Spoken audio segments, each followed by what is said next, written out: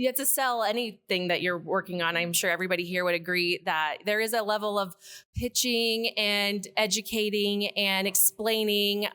The minute I start a pitch, I always feel like, okay, now they're going to buy something from me. Not speaking for her, but what I think that you pitch is you pitch the end result and what they're going to be able to do with it versus pitching, here's the nuts and the bolts of it. How do you get creative and make it remarkable? I'm always like leveraging inspiration. There you go. That's good. That's a good phrase.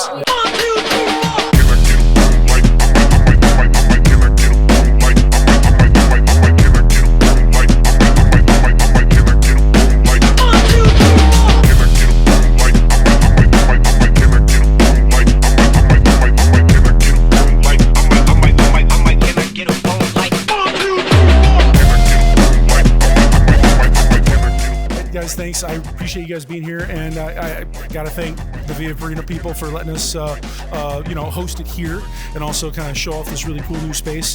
The idea of this podcast really is to get the community together of, there's a lot of very talented people in the Omaha, Northeast Nebraska, Lincoln area that like don't really get a ton of shine nationally. And I'm not even necessarily trying to do that, but I just want people to know that there's a lot of talent in this area, creatively, economically, from entrepreneurship to local small businesses that are really moving the economy forward. And I wanted to get, I kind of wanted to get a group of people that are, diverse in nature, but also with what they do. But we all kind of have that same sort of symbiosis. We all are kind of doing the same thing. We're all trying to find a creative way to reach an audience, in a sense, right? Because everything is really sales, but also sales are people. So you've got to get out there and you got to get people in a room. And so what I found was I was struggling with, okay, what do I do next? Like, what's my next move? How do I make the next leap so people kind of notice my work? Because I kind of blending into the background a little bit. And I thought, well, just reach out. Ask the people that are doing it, people that you admire from afar. So Simon, I've admired you from afar for a long time, like with your work in Broccoli, Omaha, and we'll get to that in a minute. But same with you, Meg, working with you a few times, just your personality and the life you bring to your events. Kori, I've known you for a few years now, but just your ability to be able to connect with people and get them to kind of like trust in what you're saying and doing, and you live it too. That's the thing. And John, you and I, man, we're like family at this point. I mean, from working 15 years ago, we started working together. Yeah. Probably John brings food to the equation, so we have like a leg down compared to John, because 100%. I know how much Chad loves food and good food. No question. That, I mean, Kori speaks that truth. Helps the cause. Kori speaks truth. But I don't think a lot of people understand that they see a certain side of the restaurant business. They don't see the side that is very, there is so much more that goes into making a successful restaurant than just putting out good food. And so we want to hear about that today, but there's also a creative way that you have to do it as well to keep people interested, to keep the eyeballs on it, to keep, it tastes good, but it also has to feel good. And so there's something to that. And so that's kind of why I wanted to bring some really cool creative people on. And that's it. I'm Chad. I'm a videographer, filmmaker, a podcast maker. And why don't you go around and just kind of introduce yourselves to each other. Meg, tell us about yourself.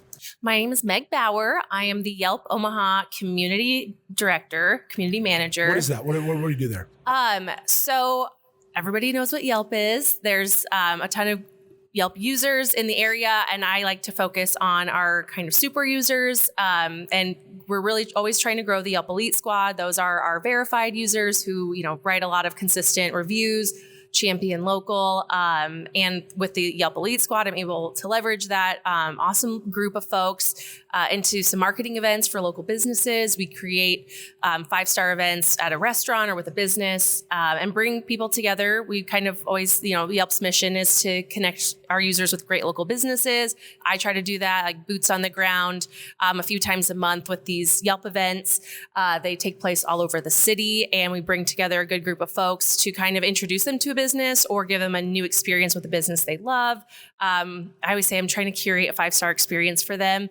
And everybody usually leaves coming together. At the end of the day, our big thing is just how do we get people to have good conversation, good food, and leave feeling a little bit more fulfilled than they did walking in. And that's my goal every time I have an event is see how happy people are.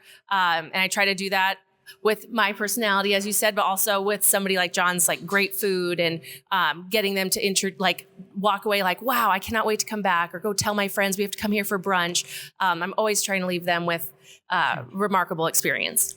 I want to see what Yelp review Chad gets for his podcast after today. We got to put it on the site. I know, man. I had a bad review one time and I canceled the account, so it was my fault. I'll come back. Now you have a leg up, you know. John, tell us about where how you started getting into, from whether your education from the early days and then to where you ended up. Sure. So I am John Ray. I'm the chef partner of Via Farina. This is our second location here. We just opened about 9 months ago. I started cooking when I was 16 back in Fullerton, Nebraska. Small, one restaurant, 4-bar town. I didn't know culinary school was a thing. I had a counselor that had come to me and was like, you should look into this. And at that point, I had kind of decided I wasn't going to go to college at that point, not right away because I didn't know what I wanted to go for. I thought it'd be silly to go just to go spend money. So he sent for some information for me, and no backup plan. I applied to one school and I went and then it just kind of went from there. And, a couple of years later, I was at V Mertz here in town, and I've been in Omaha now for just over 20 years. I've been with Via for 8 years this month. And then just, got partnered last year. That's awesome. Yeah. Congratulations. I mean, thank you. Appreciate it. Pretty much every restaurant you just named off there, I've thoroughly enjoyed. Yeah. Long stints at M's Pub, V Mertz. Yeah, of course. Field Club was there for a while. By the way. Yeah. And V Mertz was like way back in the day. That place has changed so much. So much talent has gone through that place over the last 20 years. But yeah, and I've been very fortunate. The only disappointment I have is you picked the easiest profession of all of us. Right. Being a chef. It's so easy. 100%. Absolutely. Just kidding. We'll get to that. Kori, tell us about what Professionals Network is. And you could back up before you even did that. You can get an EN and stuff like that too. Just tell us how you got started, why you wanted to do it, all that fun stuff. So right out of high school, I got into public speaking after going to a Jim Rohn seminar, and then met Jim behind stage, and then did the Tony Robbins thing, and just realized that something I love doing is motivating people, developing people. And we've had a big focus on the full immersion that Tony Robbins talks about a lot, which is when we do events, it's, as you know, it's 12 to 14 hours a day.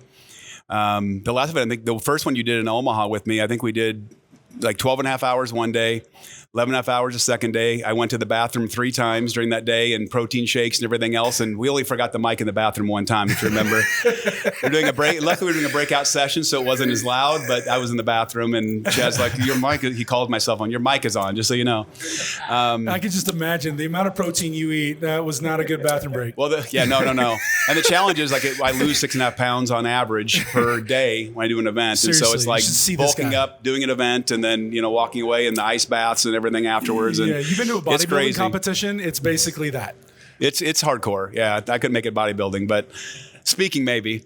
So I've done that for a number of 2.5 decades of public speaking. And then one of the things that I always kept hearing is I would talk about being an entrepreneur, building a side business, looking for other opportunities. And people would always ask me after the events, like, well, what do you recommend? What should I do? Everything else.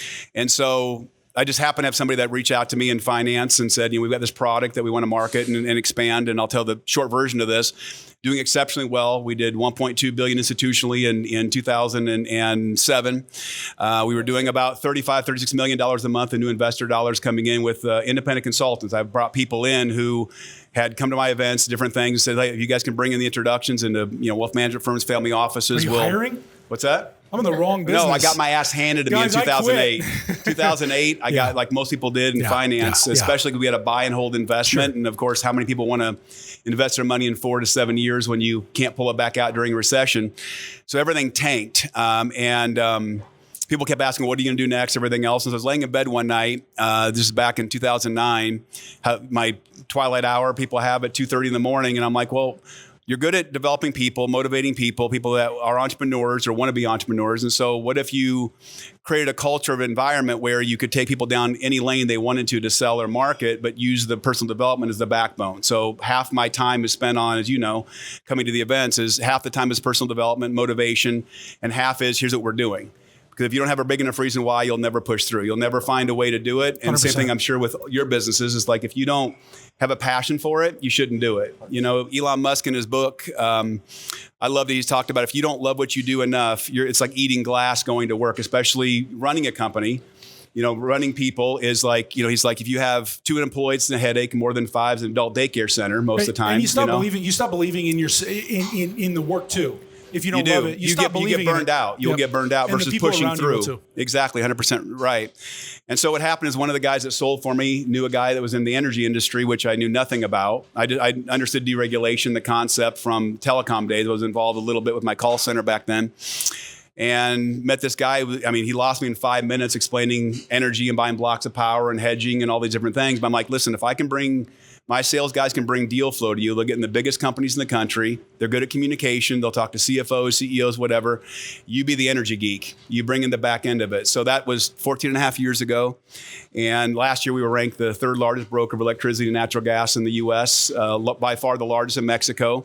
That's a side story. I went out to eat with one of our clients, and Chad was there. We'll tell that story, yeah. But I'll tell you the high level of that. Yeah. Met the initial conversation was the Undersecretary of Energy, and big guy walked in the room, and I'm like, I want to meet this guy. First time I went to Mexico City, and he had a whole entourage and had the whole restaurant pretty much closed down besides 2 tables, and sat down. I'm like, here's what we do, whatever. He goes, well, I want you guys to help teach our congressmen and senators of Mexico. We're deregulating Mexico. We want to model that close to Texas. Would you teach us?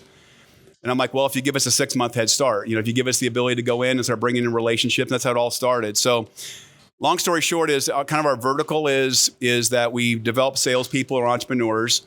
We give them a lane. Typically our average demographic are people who are either retired, semi-retired, they're former CEOs, CFOs, executives within companies, or they're just people who want to build a side annuity.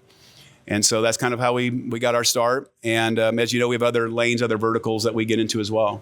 Very cool. Thanks, Kori. Simon, you're quiet down there. We haven't heard from you. What's so the only thing that I really know about you is from your Instagram, because I follow a lot of the content you had. And then you started this thing, was it 2020, 21? You started Broccoli Omaha? Yeah, around that time. You can talk about that, but tell me how you got started and all that stuff. Yeah, well, my name's Simon, everybody. Good to meet you. I'm a director and producer and musician here in town, and I also run a organization, like Chad mentioned, called the Broccoli Creative Collective. And that organization really focuses on giving a voice and connection opportunities for local artists of any kinds, visual arts, musicians, and something I've been doing for, the past 5-6 years, and just kind of feeds my passions for supporting the type of art that I love creating myself. So kind of what you were doing is kind of what kind of got my idea going, because it's sort of the same thing. You were trying to bring musicians together, but then also if you haven't seen some of it, you should check it out. I'm going to ask you in a minute what the whole broccoli thing means, what the significance is, but his content is actually what kind of like fueled this idea, was to bring these people together, because it was kind of like, it was the same thing he was just saying. Like, I just thought it was so cool. And I was like, why don't I get something where it looks good, it's cinematic, it feels good, sounds good, and people are going to want to watch it and bring them in and all that. And that's what Broccoli did for me. What's the significance of Broccoli? What is that all about? The name or the the name? What? Oh man, the name is kind of a funny story. I guess I always tell people it has 2 meanings. The on paper meaning is it's like we're the branches of the broccoli and we're all connected as artists and blah, blah, blah.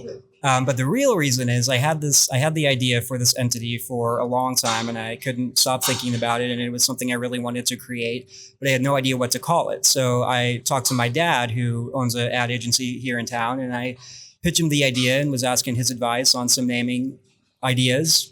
And he jokingly told me that when clients would come to him and ask for a name idea, he would always jokingly say, just call it broccoli. And the idea behind that was the name doesn't matter so much. It's the identity and the meaning that you craft behind it.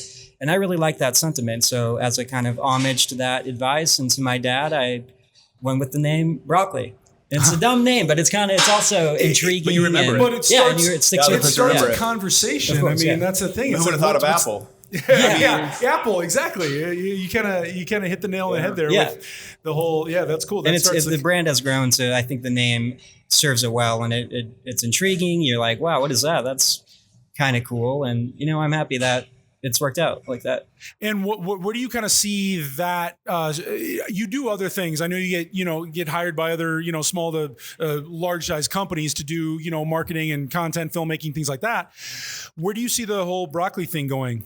Yeah, well, so like you, in this podcast, I kind of use broccoli as obviously it's something I'm very passionate about and something I enjoy doing, but it's also a additional creative outlet for me. So like you with this podcast, I think as filmmakers, we kind of need that alternative way to kind of express ourselves. And through broccoli, at least the way I do that is we host a monthly open mic that we've been doing this past year, and we provide free content for the artists at that. So we film a little portion of everybody's set. We do photography for free. We record the audio for free. And, that's as a musician myself and a director, that's something that's fairly easy for me to do. It's pretty low impact on my other work. And so it's something I enjoy doing to give back to those musicians. And it's something I wish I would have had as a musician coming up in the scene, years ago. We also have this series through the Broccoli Creative Collective called The Green Room, kind of like this podcast. And we've done one season in 2024, and that was focused on musicians. We would do a live free performance video for the artist, kind of like NPR's Tiny Desk.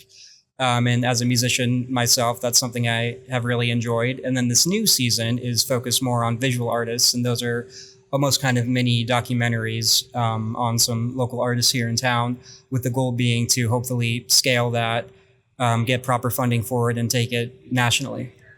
I love it. Yeah. So ambitious stuff like that. So a lot of times filmmakers, marketing, people, videographers are working for another client. So a lot of that creativity is really going towards their passions. But what we're doing with this is an opportunity for us to do what we want to do and have the conversations we want to have without any, And we get full control over and we it. have full control and creative, and so it can change kind of from day to day and things like that. You try to get a base, but for the most part, that's exactly what inspired me to kind of do it. There are also ways to, or at least for me, to have some good portfolio pieces. And, the work I do with Broccoli, I think also services my directing career. And, it's all kind of working together. And it's something I really enjoy doing.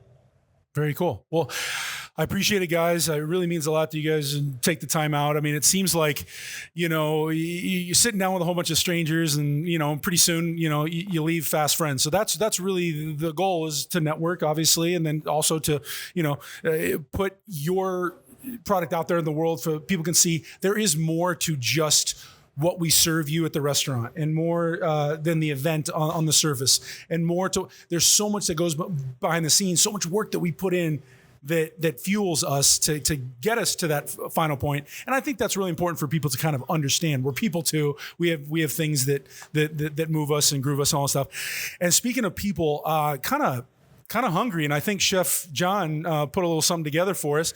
Hey, Riley, would you do us a huge favor and grab a couple dishes for us up there, and feel free to grab something yourself as well, and just throw it up here on the table. And I think John might go through a little bit of what's on the plate there. Well, whoever's taking the photos for Via Farina are doing a great job. Thank you. Madison, our front of the house manager out here at Regency, took over our social media content maybe about a year or so ago. And yeah, she's just been crushing it. It's funny. We kind of go back and forth because she does a lot of the like quirky joke stuff. And I'm like, that's not my style. Right. But well, it is interesting. I don't necessarily need my style to be what's reflected in our social media. So I think that there's probably some folks can think of brands that have good social media personality behind their restaurant or bar, and those always stick out as like, oh, I would probably have to have legal approve that caption, but Glad that they can just push it out and be themselves. Block 16.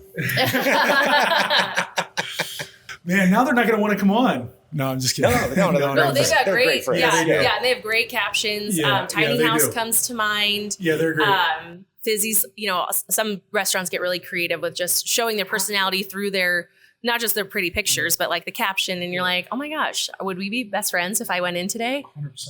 The Godego downtown is really good at that. Yes, on their yeah. social media. Yeah. Yeah, Nate, he's very funny. So what do we have here, John? What are we snacking on? You go ahead and pass these plates down so the rest of us can enjoy. Yeah, so we put together a little charcuterie board for everybody. We do a big selection of cured meats, cheeses, both domestic and imported. We try to do as much work as possible with Tony and Contra out of Lincoln. World class at what he does. The fact that he's 45 minutes away, one of the nicest dudes you're ever going to meet. His family frequents the restaurant. Great people, easy to support. Their whole company as a whole. So anytime we can get stuff from them, we certainly do. So like the calabreses from them right now. We got some mortadella from them. Otherwise, we got some copa, finocchiona, some smoked prosciutto, Parmesan Reggiano, 24-month over here. Lou Bergier. This is one of my favorite cheeses that like nobody really knows about.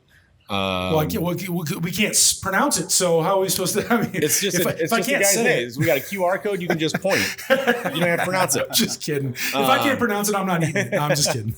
I try to stick with mostly domestic and Italian cheeses. Every now and again, we'll branch out when there's one that's just like too good to deny. This is one of those. Fromage dauphinois. It's like a really good cheese and butter out of baby. It's insane. So for those that are familiar with Via Farina, some people might not be as familiar, but you're more than pizzas. I mean, I think a lot of people probably know you, right, for pizza? Well, I think that's up for debate. I think a lot of people still look at it. I don't know how many people actually look at it as like an Italian restaurant. I think most people look at it as either pizza or pasta. Okay.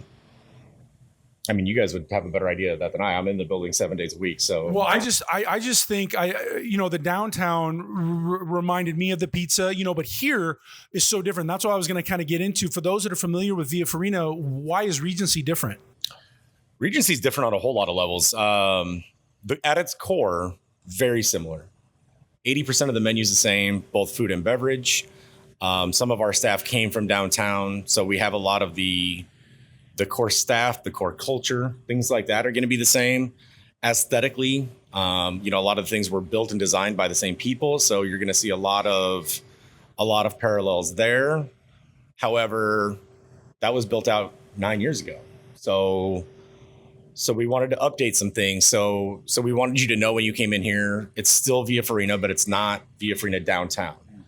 Also, part of the goal was if you're sitting at a point directly in between the two, I don't want you to decide on like which place you're going to based on which one's closer. Take a look at the menus, or if you've been to both, you're going to know which vibe is more your style. Obviously, being downtown for several years, we have a bunch of regulars. And we've had some regulars that have quit going downtown and moved out here. We've had some regulars that have come out here and went, nope, staying downtown. We've got people that live further west than this that still go downtown, and kind of we've got a little mix of everything. So it's kind of cool to see everybody's perspective. I spend much more of my time out here at this point. It's significantly further away from my house, so that's not ideal. But when I do go downtown to work for an evening or a day or a week or whatever, like it's great. I love it. It's still home. It's still the most comfortable restaurant I've ever been in. And I mean, knowing you for the last 15 years, it's like I've always known you as chef, and now I know you as owner.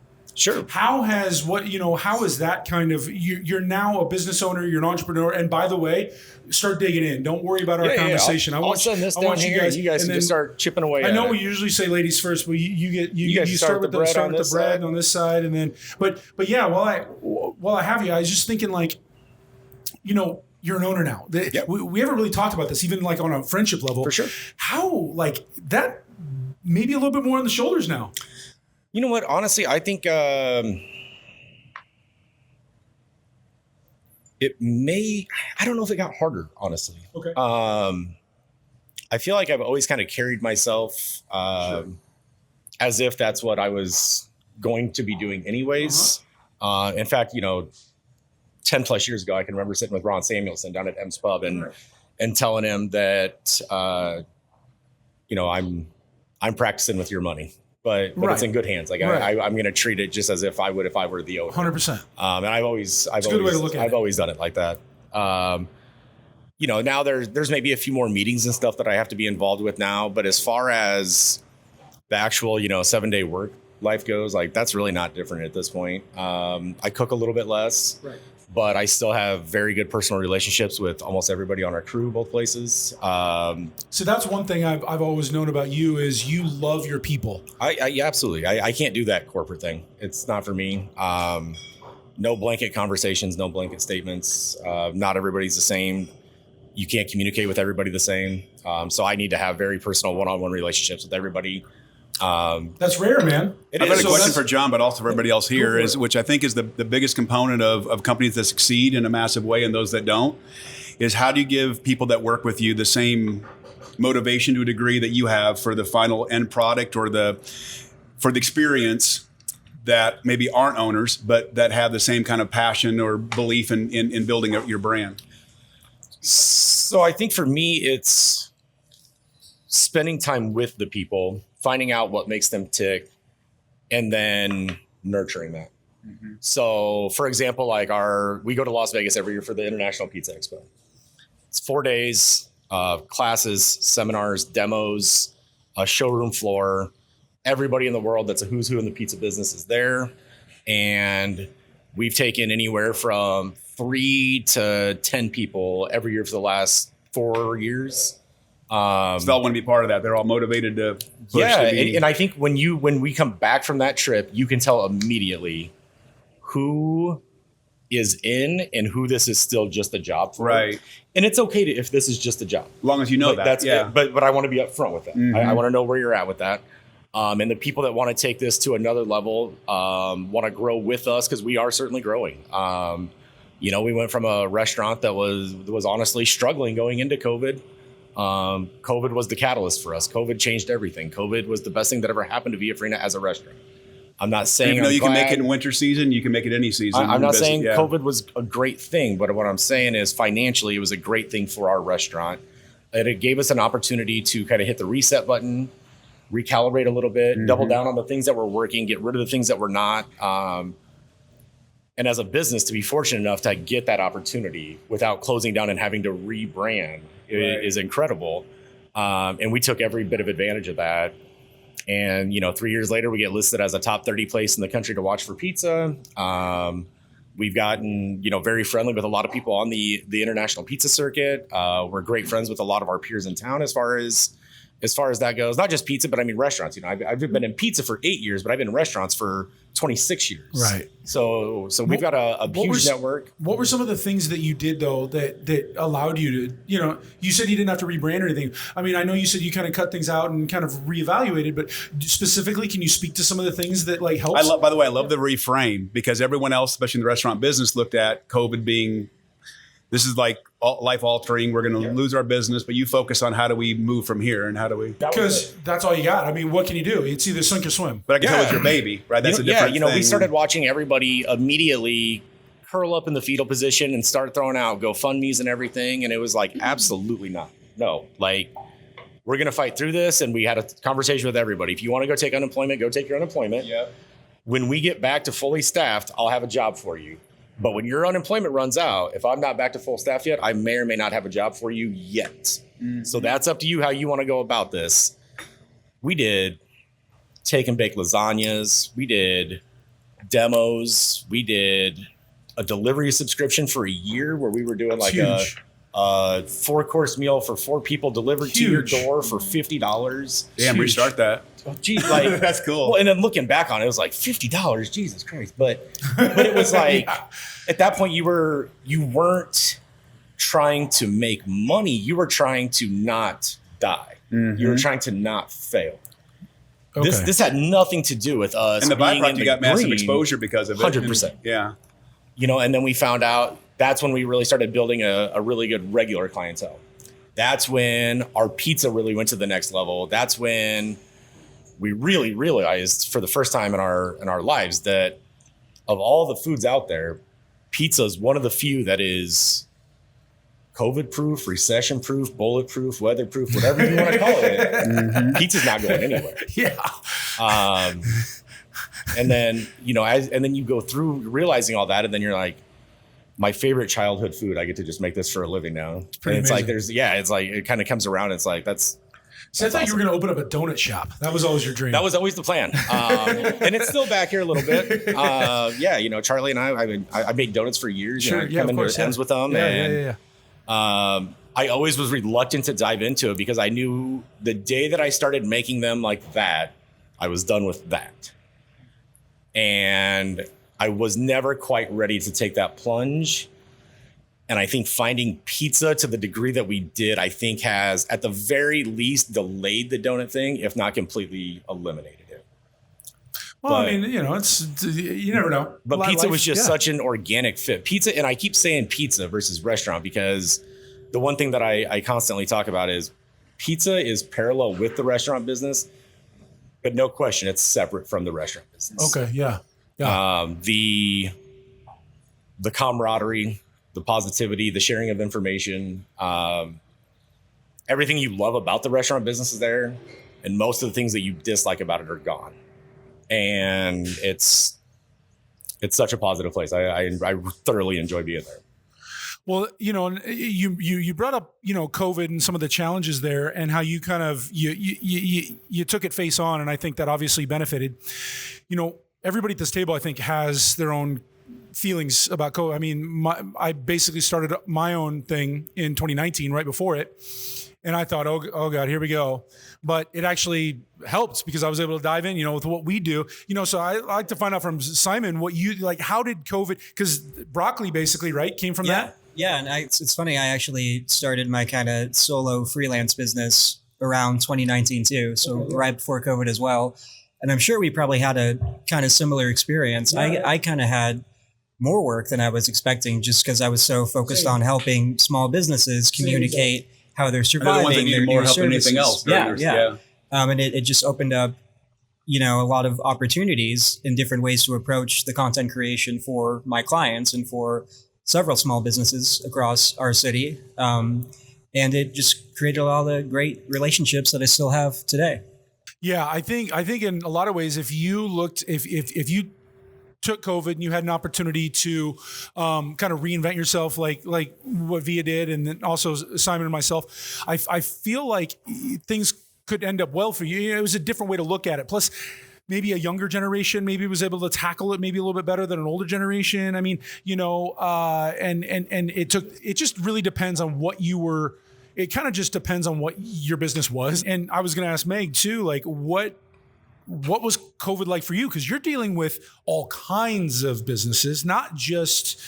So, like, do you have any, COVID, not necessarily stories, but more of like, what was that experience for you and your business? It was definitely really challenging. As it's a very corporate business. It is. Yelp corporate and our community managers, we all kind of work autonomously. While again, we have our core values, and then we are kind of left to our own devices to achieve our goals.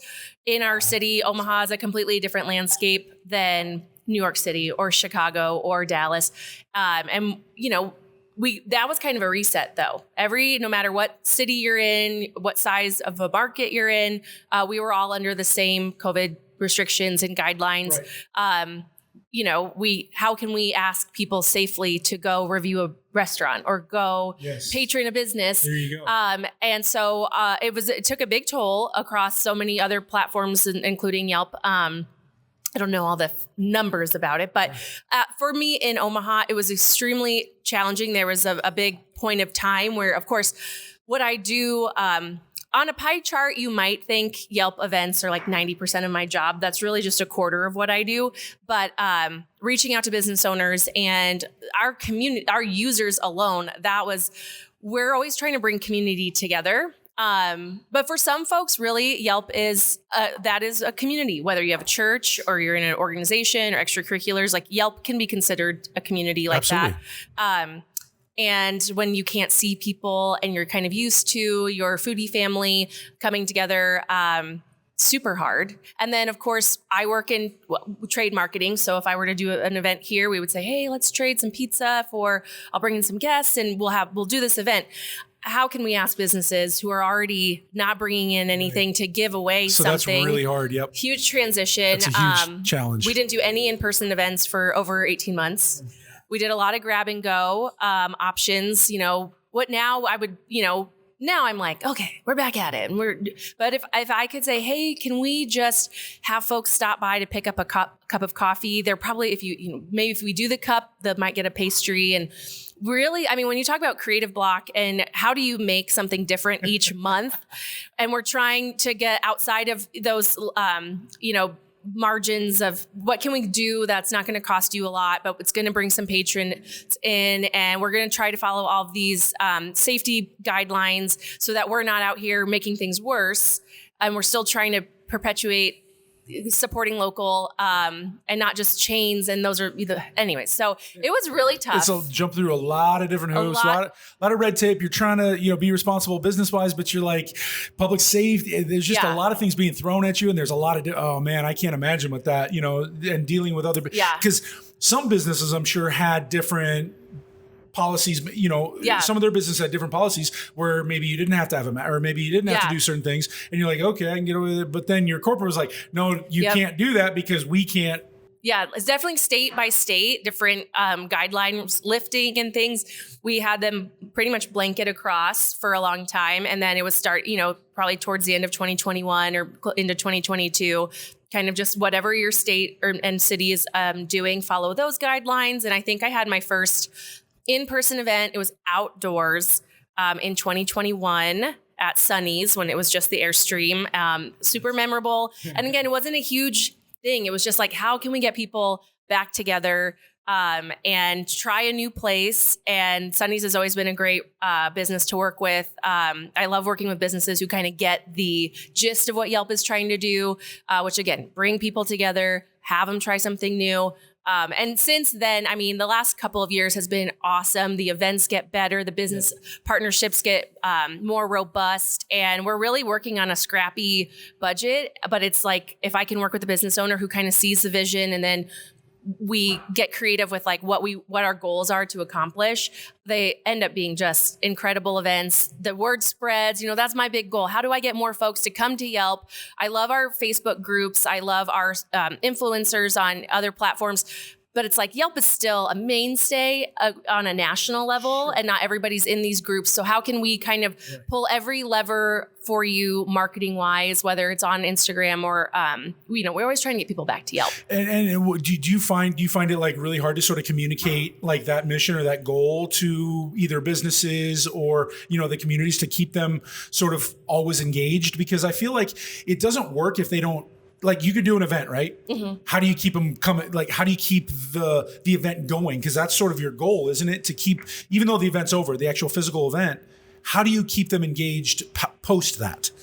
Well, for the Yelp side of things, we have, emails and reminders and share your photos and things like that. For the, hopefully, we can't put an ROI on your, like how many people are coming back. Yeah, and that's hard. It is hard, especially when it's you're hard saying, to tell people like, this is going to benefit you, but I don't know how to, I can't quantify it. I can't, at the end of the year, I do like to kind of do. Simon and I deal with some of that sometimes. Like, I know this video is going to work for you. Like this content we can do for you, but I can't really give you numbers on it because it's all how you implement it also. And I can't promise anything. I can't say, I have so many folks on the squad who use social media platforms. They'll share, they'll tag, they will post actual feed posts. I mean, I barely even post on my own personal, but these people are posting food photos on their personal Instagrams. I can't guarantee that, but I feel confident, and like, it takes a while. I'm not in sales. I don't make, I Yelp and I, or I'm employed. So I don't make money or commissions off of events. Right. I have to really know and like trust the value of these events. And also that makes me feel good though when I'm pitching a business like, But hey, also you're motivated not by you getting commission on it. You're motivated by making sure that they succeed. yeah, there's no fees. Yeah. So sometimes that makes me feel good knowing the social media and influencer space. Like we don't charge anything. We work in trade and we hope that you feel the benefits of what we can provide. And that's what I'm always trying to do is like one business owner can maybe have, like you said, you are friends with a lot of folks. If we did an event and it didn't go well, you're like, I don't know if you should sign on to that. But most of the time it's now 6 years in, getting referrals from business owners who are like, hey, we just had a really successful event, really fun. We're bringing your actual customer to you when we do these food events. And we do outside food, but that really is, the fun food and drink events. We're bringing in what I like to call like your micro influencers. They are your like go-to foodie friend in their group, and they live in Papillion and Gretna and Bennington, and they travel all over the city to try new businesses. And they're always spreading the word of how amazing their experience was, or, they're already constructive, nice people. Omaha is a really great community of food lovers. So it's always nice when you hear people like, yeah, we got great business or great referrals. You never know who's on the squad. I always say the squad is full of everybody at different ages, wages, and stages of life. They've got maybe disposable income, or they love to, when they go out, they're going to go out big. But you never know. They could be the head of HR and they loved your spot and they're going to book you for a holiday party. Like you just never know. So it's not like a secret shopper, but it's just like an untapped market of food lovers who are going to come regardless, and we're just like curating that experience. When I think of Yelp, I do think automatically restaurant, food, bar, the whole thing. But you do more than that. Yes. Like it's not just the restaurant bar. What's the percentage? 80, 20, 90, Something 10? like that. Huge in professional, local auto and home services. Okay. A lot of, especially home services and auto do great on Yelp. And Yelp really started from our CEO. He had just moved to San Francisco and he could not find a referral for a doctor. And, this is 2004. So again, not Google at your fingertips to get this information that now you'd be like, well, wouldn't that be just so easy just to Google it? No, not then. And so I think that it stemmed from like, I need a good referral for an eye doctor. I'm going to create a platform where people can review these obscure businesses. And obviously food and drink is something, you can easily refer, and everybody has an opinion. Right. Usually consensus, there's a consensus on most places, but it's been interesting to watch it grow. We're celebrating the 20 years of the Yelp Elite Squad this year. A huge national campaign in August called Dinner Party. And we're, doing 100+ dinner parties across the US just to bring people together. That's awesome. Kind of that, what I started with, the good food, good conversation, and just bringing people together to break bread. And my dinner party is going to be inside Catalyst Omaha. It's a new co-working space with Poor Decisions, and Big Grove is coming to Omaha. And where's that located? 46th and Catalyst. So It's a really up and coming, buzzy spot.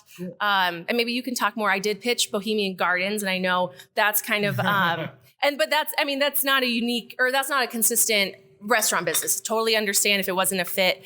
But you guys work out of there every Wednesday. Great partners of ours. We work awesome very well team together. down there. And that is like when you think dinner party, you're like, oh, that's what a gorgeous location. It is. And good food, and you're having the vibes, and like that's what fills my heart with joy, is just thinking of all the memories made over dinners or meals. Anytime somebody's sick, you want to bring them food. What's the easiest way to comfort someone? It's food. That's what I try to do. Just every couple of weeks, try to have a good food, good conversation moment with community members across Omaha. I think I stole your water, so don't drink out of that. I'm sorry. Chad. We'll get you a new one. Talk about COVID. I know, right? We'll get you a new one. Sorry about that. And he licks the brim every time he does it. Thanks. We've broken bread. We've shared waters, Chad. Thanks, Nate. Yeah. But that is, I feel like you've kind of hit the nail on the head when you're talking about like you actually bring community together. I mean, that's like your business. That can be I mean, scheduling with different places and then getting the word out but you also use social media, you use video content, you use as much, and I've seen some of the stuff that you do, different reels, TikToks, things like that, to try and get people to kind of engage in that way. Have you found that, businesses that maybe have not used social media content and video production and more of creative ways, is it hard to kind of get them on board to do that? Because some people don't want to be forward facing. Like John's really good at it now, but when I first started bringing cameras in front of his face, he was like, "Get away from me!" He's like, "Give me that face." No, he's actually really, really good on camera, but he pretends like he's not. But it's not about being good. But there are some. It's about having the time and patience on that given day. But there are some businesses that I go is like, we don't want to be seen. If you want to take pictures of our food and stuff like that, that's fine. But is it hard to get people on board to be like, why am I doing this? Like, why do I need to join this thing or be a part of this community if my business works just fine? Oh, yeah. And I think you have to sell anything that you're working on. I'm sure everybody here would agree that there is a level of pitching and educating and explaining. But the minute I start a pitch, I always feel like, okay, now they're going to buy something from me. So that's the thing is like, how do you make it so it's, how do you creatively give them a reason? Not speaking for her, but what I think that you pitch is you pitch the end result and what they're going to be able to do with it versus pitching, here's the nuts and the bolts of it. You're pitching this idea of your brand awareness of. So you almost have to know their brand almost as much as they do. Like you almost have to have a vision for their brand kind of coming in then. Yeah. But that can be hard because some people don't want to be told kind of who they are. Well, like I always go into a pitch or if I wanted to reach out to a business, of course I would know information going in because I'm thinking like, wow, I've hosted, 200 plus events, 6+ years. Like, how do you get creative and make it remarkable? And I'm not competing with my coworkers, my peers. I'm always like leveraging inspiration. So if there you go. That's good. That's a good phrase. What we did in Las Vegas with a business concept like this, or what we, Yelp, you cannot beat data. We have so much data that I could say, hey, Via Farina, you guys have been popping up on our homemade pasta list for years. And this year, homemade pasta or house-made pasta is really on the rise. Trends are up. We would love to use this data and have a pasta party with you. And here's the hard data to back it up. Here's what we would do. Here's my vision. But what are you thinking? Like, do you want to show the pasta to be made? Do you want to watch a sauce skit? Maybe you want to show us how we do all these things. And we kind of put it in your court. Because again, at the end of the day, I'm not selling Via Farina. I'm just giving you an opportunity to showcase on something you might not regularly do. You probably don't have pasta making classes, but it's like, you know what? What if we tested this out? I like to say the first 15 minutes is like, let's do an event. And the next 2 hours. I think John would be down for that. Could be like consulting. Yeah, for sure. But it is fun to or you hear afterwards, well, that went a lot better than I thought it was going to. Or, wow, those people, the feedback is amazing. Or really, obviously, we bring in a photographer. Sometimes we bring in a videographer for our events to capture the moments. And every business has different goals. I've done events where we bring in the photographer as half of the cost for them. They're like, oh my gosh, we would love to have this place filled to the brim. You're taking pictures. We don't have to worry about anything. We did one with a hotel a few years ago, and those pictures ended up in Nebraska Life magazine. Wow. So you never know what those photos are going to turn into, but they could end up being evergreen marketing content for you. If you don't have a social media manager and we just gave you 200 photo files from an amazing photographer, you're like, hey, you know what? I just got some evergreen stuff. And now when I need a post, I've got a post. Or it's just saying you know what? We haven't tapped into this type of market or this channel, or I just like Meg. Right. We'll just do an event, you know? And that's really the part that's huge. Yeah. But it is, again, I'm always like, how can I make this good for a business so that they walk away like, all right, that was a good experience. I think Kori's going to steal that leveraging inspiration thing. I love it. No, I love that. Kori just put. I saw his eyes. I saw it start clicking. Ding. Yeah, I love phrases, and I always give you credit for the first 5 times I use it, and then it becomes mine. Yeah, right. You better something on the map. You better trademark that. You better trademark it. That's good. Simon, I kind of wanted to get you to chime in here because you mentioned your family. So is it okay if we talk about Clark Creative a little bit? So Clark Creative, if people don't know, pretty big. Are they a marketing agency? Yeah, so they're a full service marketing agency that my parents both own. So they do, we do full video production, graphic design, creative direction, branding, media placement, all of that. If you've seen any of those, like Baby Bob or those Bob for the bridge commercials, like the Visit Omaha stuff, Clark Creative, Cool. they do all the Visit Omaha stuff. Do a lot really of restaurant quality stuff with Visit Omaha. We filmed at the Via Farina downtown a few times.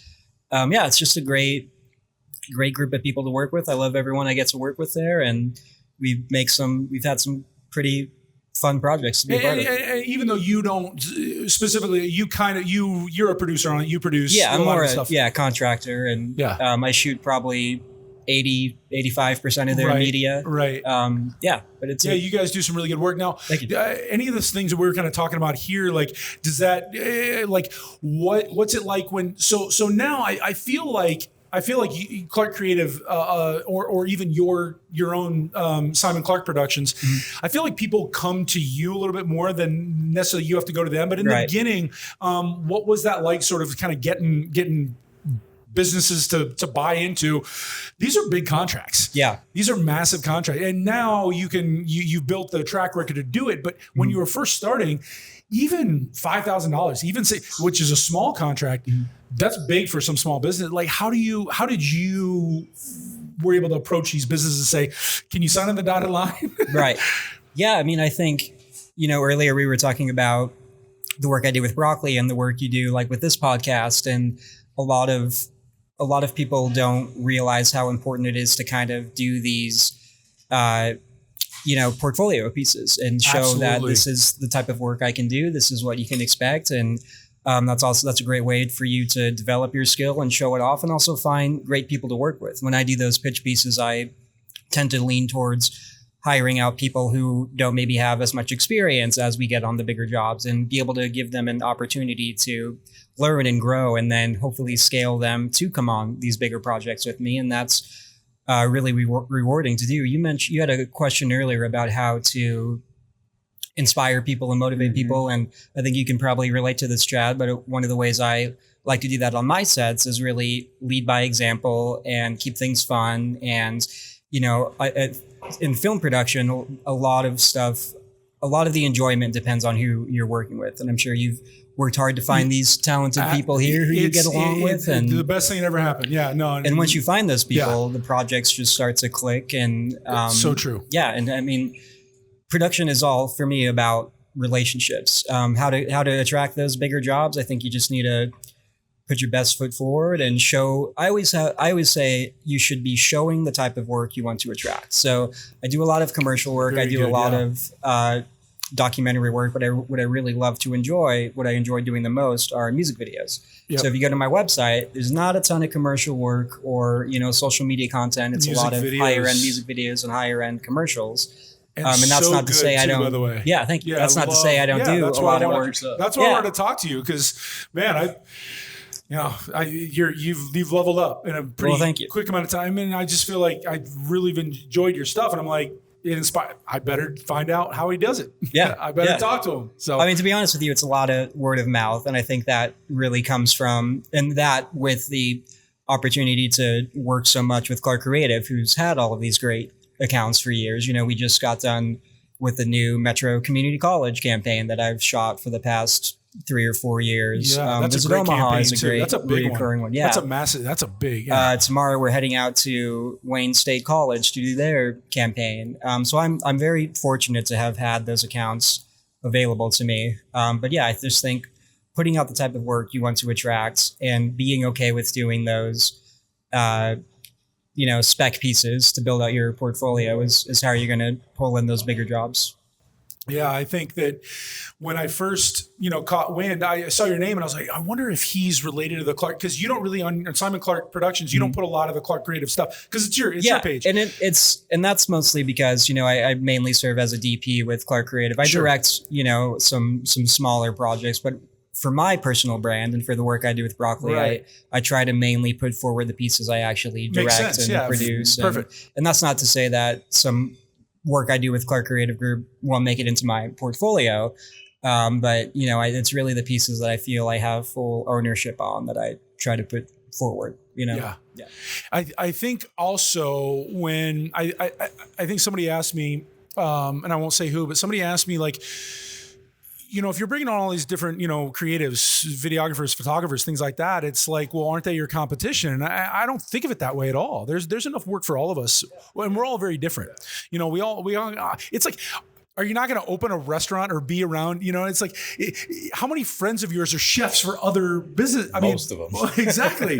Like I want to surround myself with more people that are doing what I'm doing. And that's exactly, absolutely. That's exactly why I started Broccoli. Cause I had the same thought, so many people in the creative space view each other as competition. And that was a frustration we had in the music scene. A lot of people really just putting forth their music, but maybe not showing up for their other musician friends. And so I wanted to create a entity that could kind of everybody shows combat up. that. Yeah. Everybody shows up, everybody supports, everybody lifts each other up and grows together.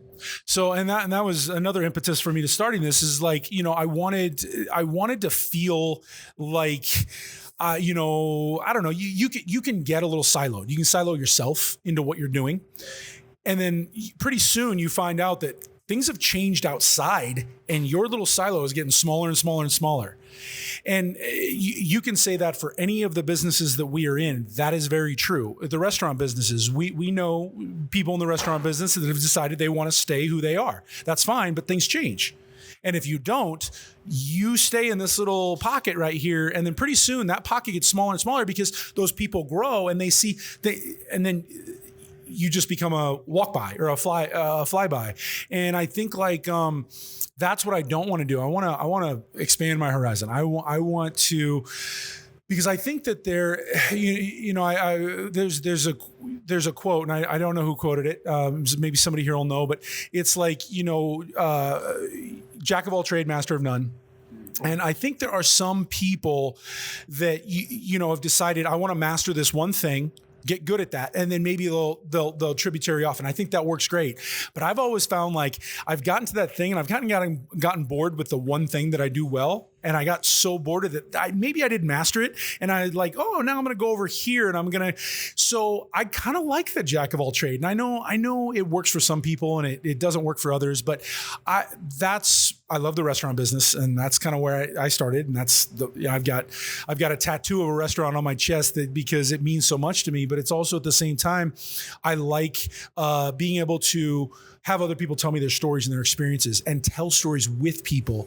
And so like, Chad, that's if what I I can, want to hear about. I want to 100% agree with you as far as like knowing everybody here either owns a business or you manage and work with a lot of people and your interns and everybody else is you've got to know each part of your business. So you may not want to handle the finance side running a restaurant because it's not your passion, but if you don't figure that shit out, you're in trouble. Or you got to be managing willing, people, or exactly. So eventually, but you've got to know all those pieces because you're putting people in those roles. You still have to know how to manage them, and if they know that piece and you're trusting everything to them versus you actually knowing all. Yes, you stay in your lane. Obviously, you're a great chef, so that's your lane. But you also have to manage all these other pieces if you want to own a business. I agree. So I agree with you, and to be able to tell employees or people you're working with how to do those other facets of your business. The best way to be able to do that is by having done. And they'll never yourself. respect you as much as they do when they know, hey, I was in this role and I did it not because I loved it, but this is what I did. And this is how I did. That now you got respect. I spent years as just gripping, and now that I actually direct, I can relate to the grips and make them feel comfortable. For those that don't know what a grip is, go ahead and explain it to us a little bit. Grip is just like moving stands and lights, and doing the kind of more physical labor, the tedious stuff. The tedious stuff, like on set for like either a film or some sort of video production. And because some people listening to this might not know what a grip is. Like, what's a grip? Sorry. No, you're good. No, that's good. But yeah, no, and that's the other thing is, as with what Nate, Matt, and I, with what we do, we're everything. We're the deep. We're not only are we're the producer. We have to sell it first. Yeah.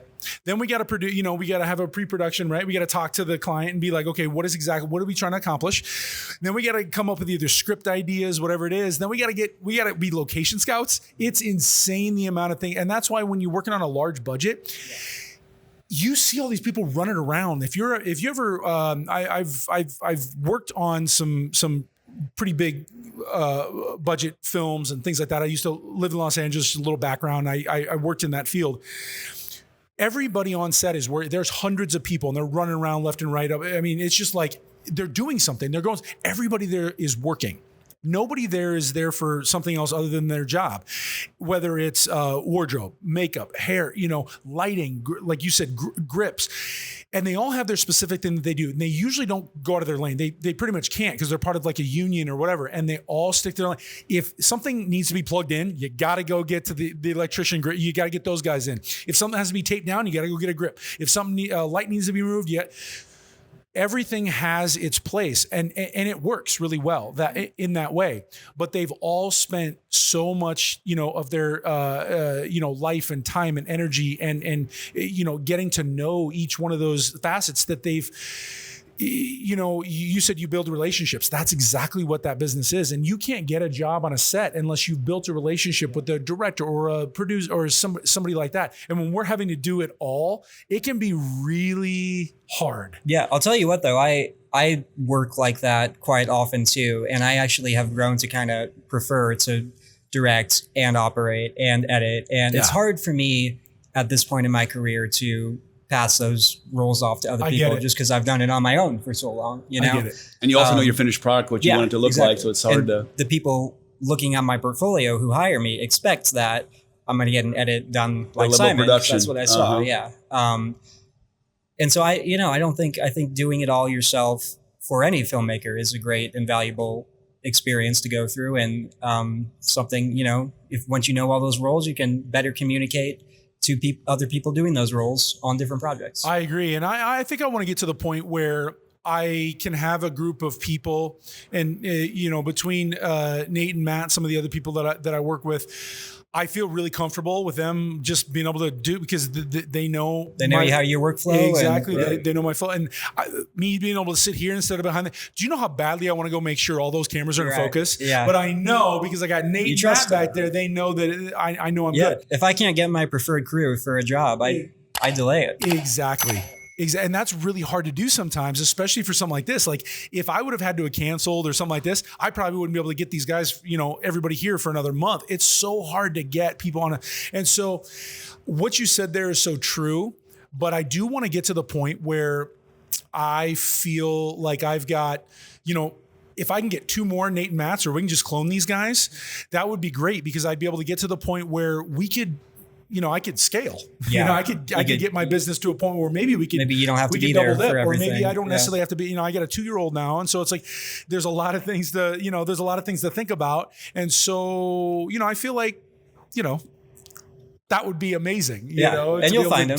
It goes back to building those relationships and teaching your workflow and finding people you mesh with. And so that's why I don't want to alienate filmmakers like you. I don't want to push away from you. I want to get closer to people like you so I can understand what you do. And then eventually maybe I can call you in a couple of weeks and be like, hey, are you available for something? I'll have you come on, if it fits your budget, you come out and you do it. I think that's great. And I think the fact that you're preaching that on this show is great. And that's why I wanted to come on. And so thank you for having me. Yeah, absolutely. 100%. Yeah. I've been kind of, so back in the day, you would, what was it called? It was, you were a social media creeper, you creep people's social media and do all that. I kind of do that to some of the people I admire, but just your work. I don't care about the rest of the stuff, but it's mostly, I went all the way down to see for your first post, all the way down to, what you do now. I wonder what that was. But that's what I'm saying is like, that's so cool. I've seen you grow. And it's the same with like Kevin, when he was on the show, I saw him from where he was to where he is now. And like to find out he's only 26 years old, he's killing it, and I mean, there's just, I kind of wish I was 10 years younger because I feel like, don't we all, right? Don't we all kind of wish what we knew then, what we know now, that whole thing. But I'm glad that I eventually got to the point where I now feel comfortable enough in my work that I feel like I can kind of go out to other people and I can understand how they got to where they are. Because I couldn't have this conversation 10 years ago with you because I didn't really understand the work that you were doing, what it took to get there. I was still trying to figure out myself. But now I'm like, okay, I can get on that level. Does that make sense? Kind of? Yeah. Pushes you. And I think the same thing, like there's a lot of food people in the space right now. And sometimes I like count myself out.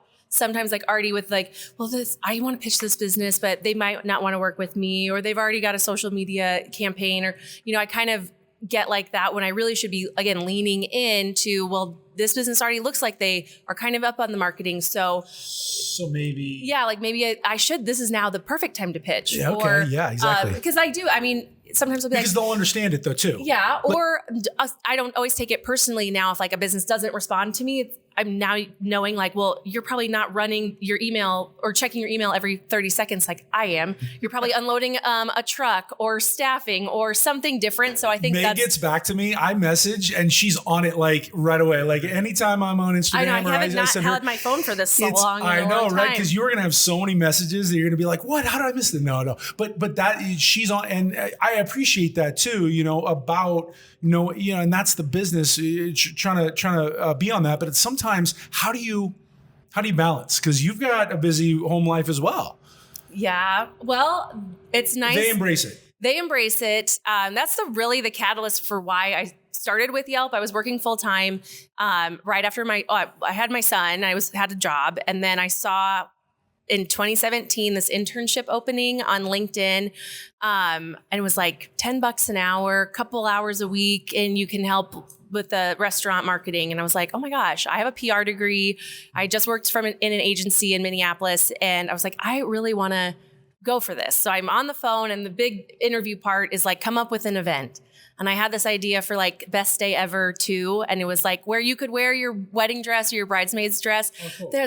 There's no place where I can wear my wedding dress right now. If anybody wants to have a wedding night and people just dress up, you pay a lot of money for those dresses just to wear once. And so that was the idea. And I was kind of like flailing in this interview because it's such an obscure job. Like how do you, as the interviewer with my interns, like, how do you explain the 100 hats we wear? And so I was kind of losing this guy. And then I, had the wedding. He's like, all right, I'll call you back, another day. He's like, you've got the job. And it turned into this blossoming relationship. And again, you just learn as you go. And it's, again, so obscure, but. We're all kind of, right? You fake it till you make it is real. Like, yeah. It is real. I think like, John, with the chef business, I'm going to steal a quote from the Bear. I know the restaurant people are like, Bear, stop talking to me about the Bear. But most people are into it. Yeah, but there's this really good saying where it's like one true thing I can tell you about the restaurant business is you're never alone. You can't really wing it here. You kind of got to be prepared. No way. Okay, so educate me on that. Like, how does that work? Like, how do you keep people inspired to constantly? Even though you have a set menu, right? It's ready to go. You still got to be creative in the way that you inspire people. How do you how do you make that? This kind of goes back to what we were already talking about. It kind of depends on who gets inspired by what. Okay. Because everybody different voices. So, some people here are looking for their first chef position. Some people here are working 2 jobs. Okay, and this is a job. This is just a paycheck. It's paycheck. And they're willing to work their asses off to earn that paycheck. Put their head down. And I've seen it go different ways for different people. I've had people that this is just a paycheck and they're so insanely talented that I wish they wanted more for themselves. And then I've had people that lack the talent, have all the drive in the world, and they just can't do it. And so, I don't know if my job is necessarily to inspire, but if I get the opportunity, I'm more than happy to put as much time and effort as I can into it. But if I quickly realize I'm running into a wall on that, then I'll bail quickly. And I don't mean that in like a shitty way. It's more like, no, I get it. I want my time and efforts to be going where they're needed. 100%. We've got a monster crew between both places. Top to bottom. Everybody from our bar team to our dough and pasta room that's behind me to the guys that are on the line right now to our dish team. Everybody top to bottom we've got some savages, in every single position. This is people. Yes, it's a building and there's chairs and there's tables, but the people are the ones that have to put this stuff on, and they have to make it work. I mean, Chad, this is a gorgeous restaurant. I haven't been to your other one. I've been to Via Mertz and other nice places, but I get as much out of the relationship, that the interaction you have with the server, if the chef comes out and says hello, of just that. What I always say, and we're talking about your business as well, in your business, is it's under promising, over delivering in every way. Absolutely. And so even if the meal gets fucked up and then the person comes over and says, hey, I want to apologize here, and the chef comes out, that makes to me, like, I walk away like that was a great experience, regardless of things happen in life, and we all understand that. It's all about the reaction of it versus what actually happens. And so, again, you've got a gorgeous location, but even if you didn't, I'm thinking of what's the restaurant, Midtown in Blackstone, chef. Well, he left there now, but amazing restaurant. It's really small. It's kind of down a little ways from Blackstone. I'm thinking, you talking about the steakhouse at the Cottonwood? Not the Cottonwood. It's down a little ways further from Cottonwood. East or west? Okrant. Benson. Thank you. Yeah, Okrant, Benson. By the time we get there, I never know where I'm at. Yeah, that's okay. But no, I mean, the restaurant isn't anything great. He's from Norfolk. Yeah. No, The restaurant doesn't look that great at all. Oh, from the but outside, the service was amazing. I was going to say, it's It gorgeous. used to be España. Oh, yeah. And it's gorgeous inside. And I used to go in and say, okay, I just want whatever chef's cooking tonight. Like, the chef's taste, and the experience was amazing. That's a safe place to do that. But that's the whole point I want to make, which is, I mean, all of our businesses, that's what it comes down to: is, are you serving? Are you looking at? And this is where I think people fail in business, being entrepreneurs, is they look at it and say, here's my product. This is what you want, versus saying, what is the need? I'm going to fill it. So people want experience in a restaurant. You know that for your business is like, and you're reframing several things. You're reframing the fact that, hey, they already have some social media. They already have this, but they're going to want me because they're already halfway. I don't have to explain it. They know how I can scale it. Or your business is like finding all these entrepreneurs that want to be in business and saying, how do I make their life better or easier? And I think that's the biggest, same thing with you. I mean, I look at, and again, I'm biased because I use Chad for almost all my videos and have for many years. He just did our wedding in April and it was gorgeous and amazing. Is you always go the extra mile. And so when I have an end product, it's like, hey, I paid for this, but oh my God, the experience and everything else. And I think being entrepreneurs, that's the biggest thing I think people make a mistake of. I'm willing to break the law, international law, for you by flying a drone at a closed. And you always talk ahead of time, resort. Hey, in case I get put in jail, here's. No. That happened in Dallas too once. Yeah. I've only been threatened a couple times. I've only been threatened a couple times. Yeah. But I will say, when we do these marketing, these events, there's so much more for the customer to come in, because we do try to have a chef or friend of the house or somebody really impassioned with the business talk and explain, walk us through. And that's for me a huge part. And I know not every chef wants to come out and talk. So sometimes you have a marketing manager or, like a really wonderful manager. Front of house or a general manager, something like that. And it becomes part of the experience. Is like, oh, and I learned the story. They're from this spot and this is what inspired them to cook. And I read all of those in the reviews after the event. And there's like a stat, I think, maybe I'm wrong, that it's 3 times for a lifetime customer or, loyal customer. Sounds good to me. I'm not going to fact check you. We like to bring them in for the first time. And then hopefully if it's a really great experience, they come back a second time and they can say, well, I was here for a Yelp event and I actually met the chef. He's back there. Maybe. Right. And, so then it gives them right. So then they think they kind of like have sense a little of ownership. A sense of ownership. Yeah, totally. And I think a lot of people like that. If you've ever been invited to like a soft opening or friends 100%. And family night, you're like, you feel special. You feel special. And it's just creating that opportunity for folks to feel special in a spot where, like myself, I go to a ton of restaurants. I don't always feel like I belong in one. And I'm like, oh my gosh, it takes a lot of effort and courage to like go to a new place. That's why people do have the regular spots. They feel comfortable there. And maybe a place might seem too fancy for them or too cool, or it's in a part of town they're not familiar with. And they, it's a big deal to like get in your car and drive somewhere, open the door, and you want the first person you see to be friendly and welcoming, and because then you're already out of your insecure. People can show up a little bit insecure, a little bit like, am I supposed to be here? All this stuff. But then immediately when it's like, hey, we're so glad you made it, or what, that's sort of the job too. And I think like, taking the ego out of your work is really, really important. And I've kind of, over time have learned that it's really, really important. So I think Simon can speak to this as well. Depending upon the project you're working on, when you have a script, you've got a larger budget, whatever, there are marks you have to hit, and the creative, the director, the DP, all that, they're in charge and they want things to be done a certain way. That's great.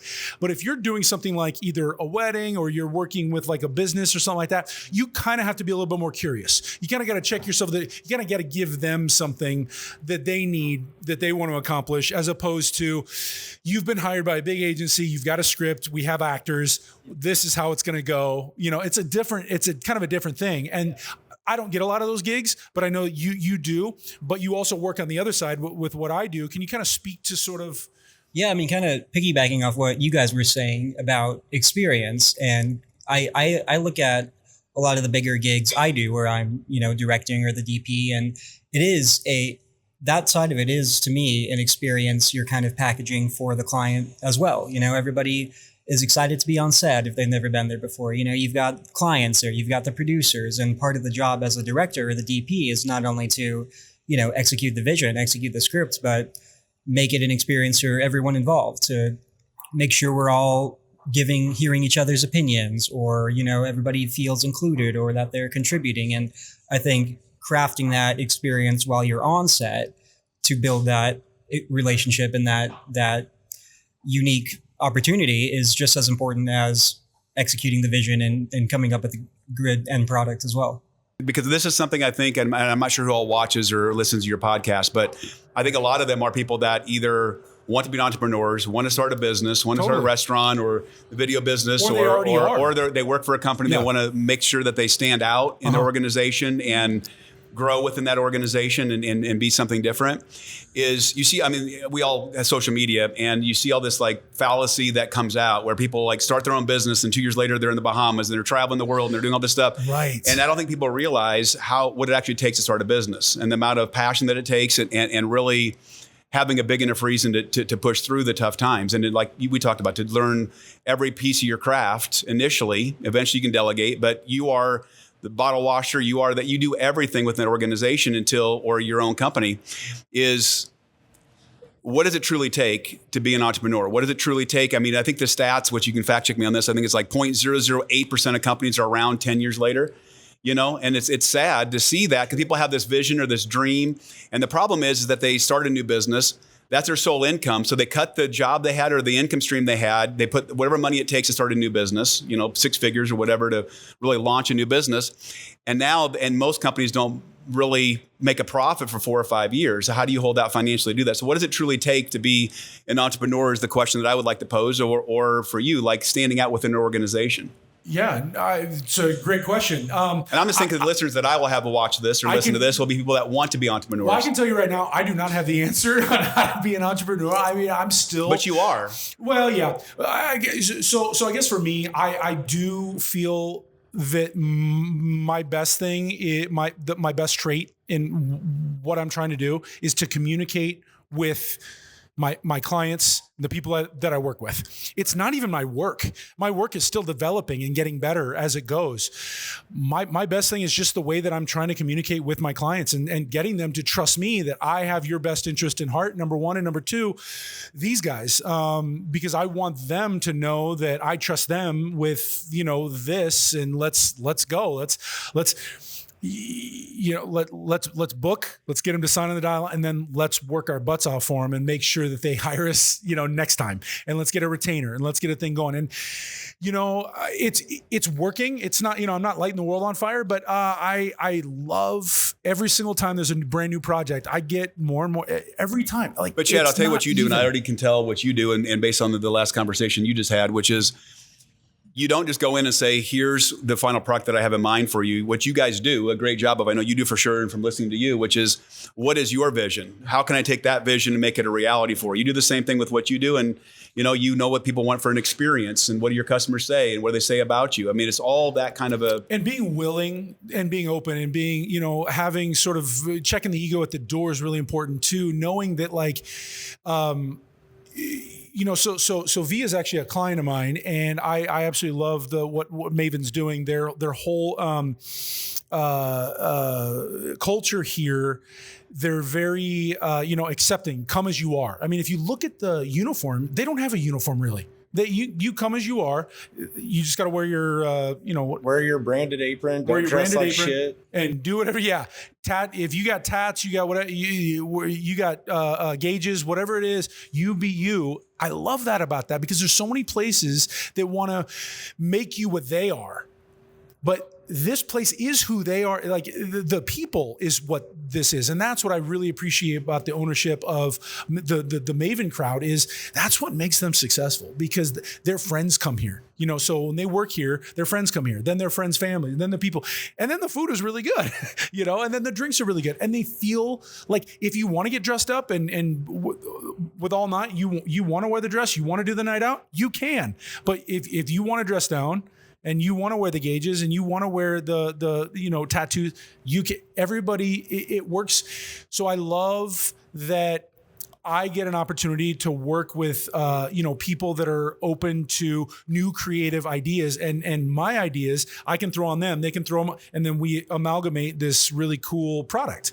And that's kind of why this has been a really good experience for me working with Maven, and Via and all the other brands that they have. Is it's kind of reinforced why I do what I do. And if I can get to the point where I can pick my clients, like I can be the one where it's like no, yes and no. And I feel like Clark Creative and some of the stuff that you do, you've gotten to the point where you can it might not fit us. Great. It's great to be able to do that. Yeah.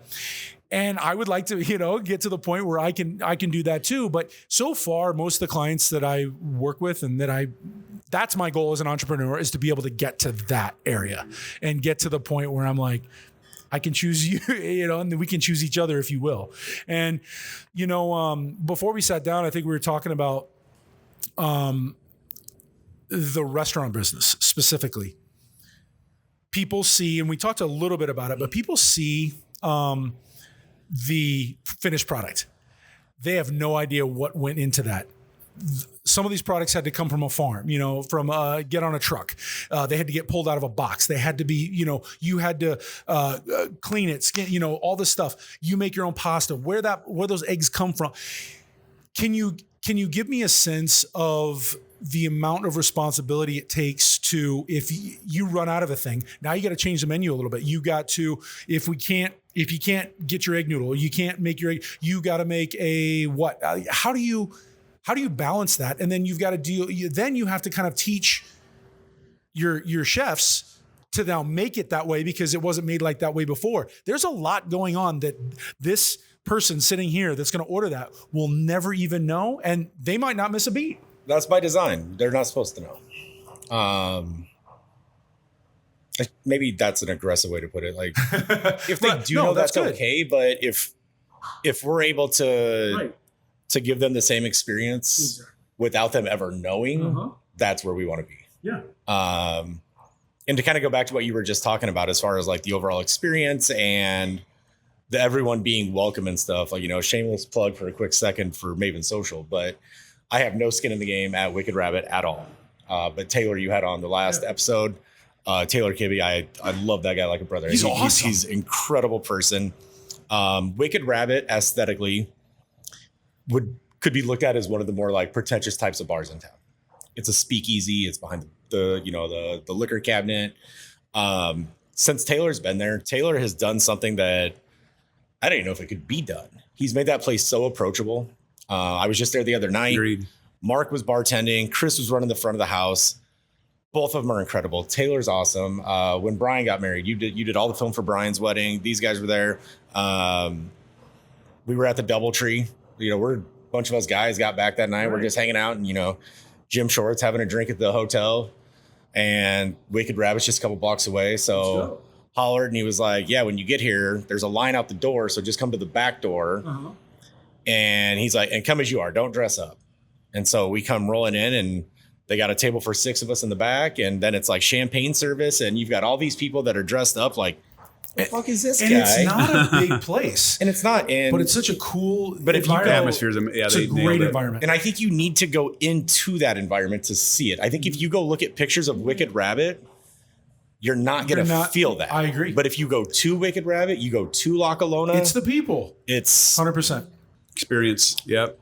I mean, I think you can say that about every single one of their brands. I think you can. I think right. you can. You know, I mean, I mean, Alice is another one, and then you have Barry and Rye, which is really, really cool. And then the Tiki Bar. Why can't I? La Colona. Duh. I tell people all the time. Laka's great too. I don't think there is a bar in this town as committed to what they do as La Colona is. I agree. We've done an event with La them. Colona, I mean, and I'm not even talking about what you see on your side. This is exactly what we're talking about. The culture that they have behind closed 100%. doors, behind the bar, is second to none. But you feel it with all the people that come out. I mean, everybody that's forward facing, you feel that. I wouldn't film there. I did some content for the, I was working on a project there, and I went there.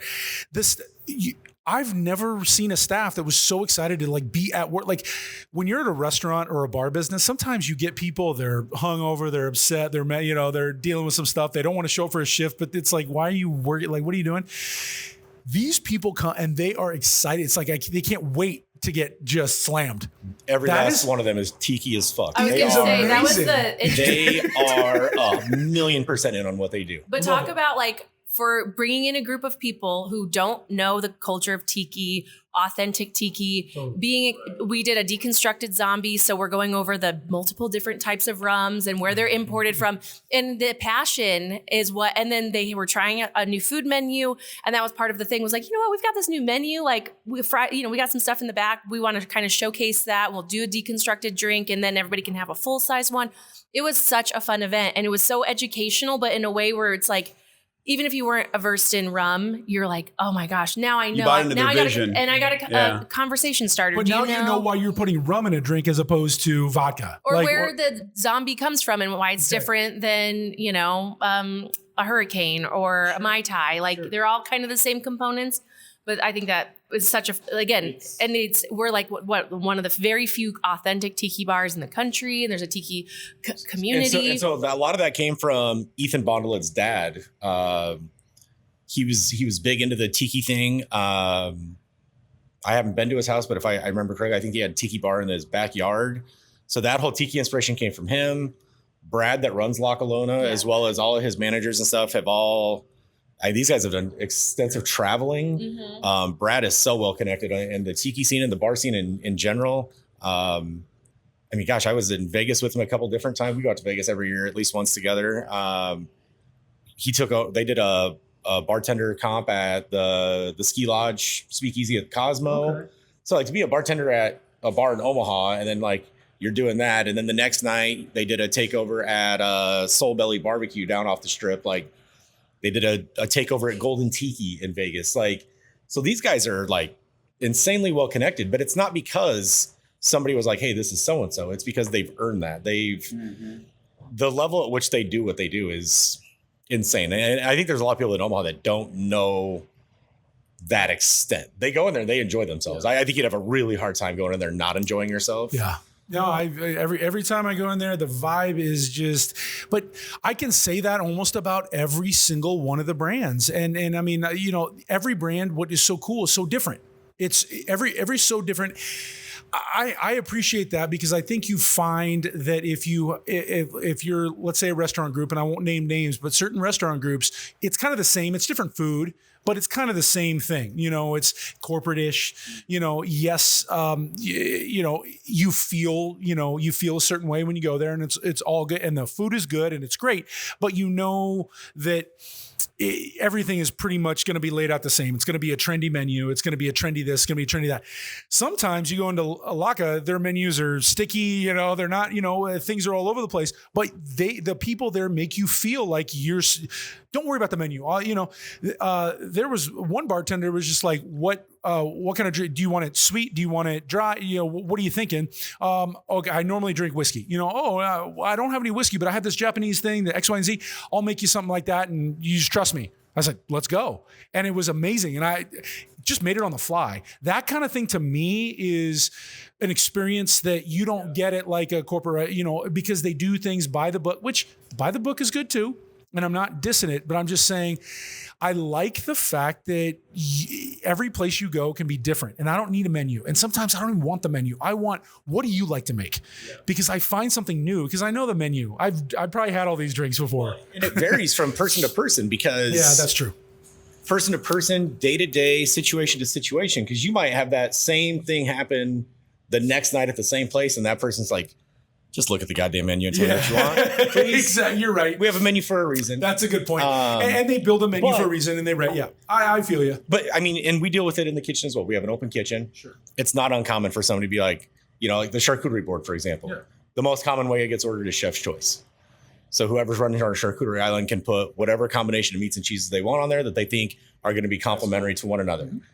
The chances of us nailing that to 95% of the people that come in that have no idea what most of these meats and cheeses are is greater that we're going to accomplish that. Right. So that's a really smart choice to go that route. And we'll see the same thing on the food side every now and be like, what does the chef recommend today? The chef's not even here. But Anthony that's running pasta side tonight makes a killer spaghetti nero. So that's what I would recommend. Nice. So and it kind of depends on what your mission statement is as a company. If you're a company where you're at a certain point where it has to be run on consistency and systems, this style doesn't work in that. Okay. That's a recipe for failure. Yeah, sure. You can't have consistency and systems for that many people and still have somebody behind the bar going rogue whenever they want. You can't have that. Right.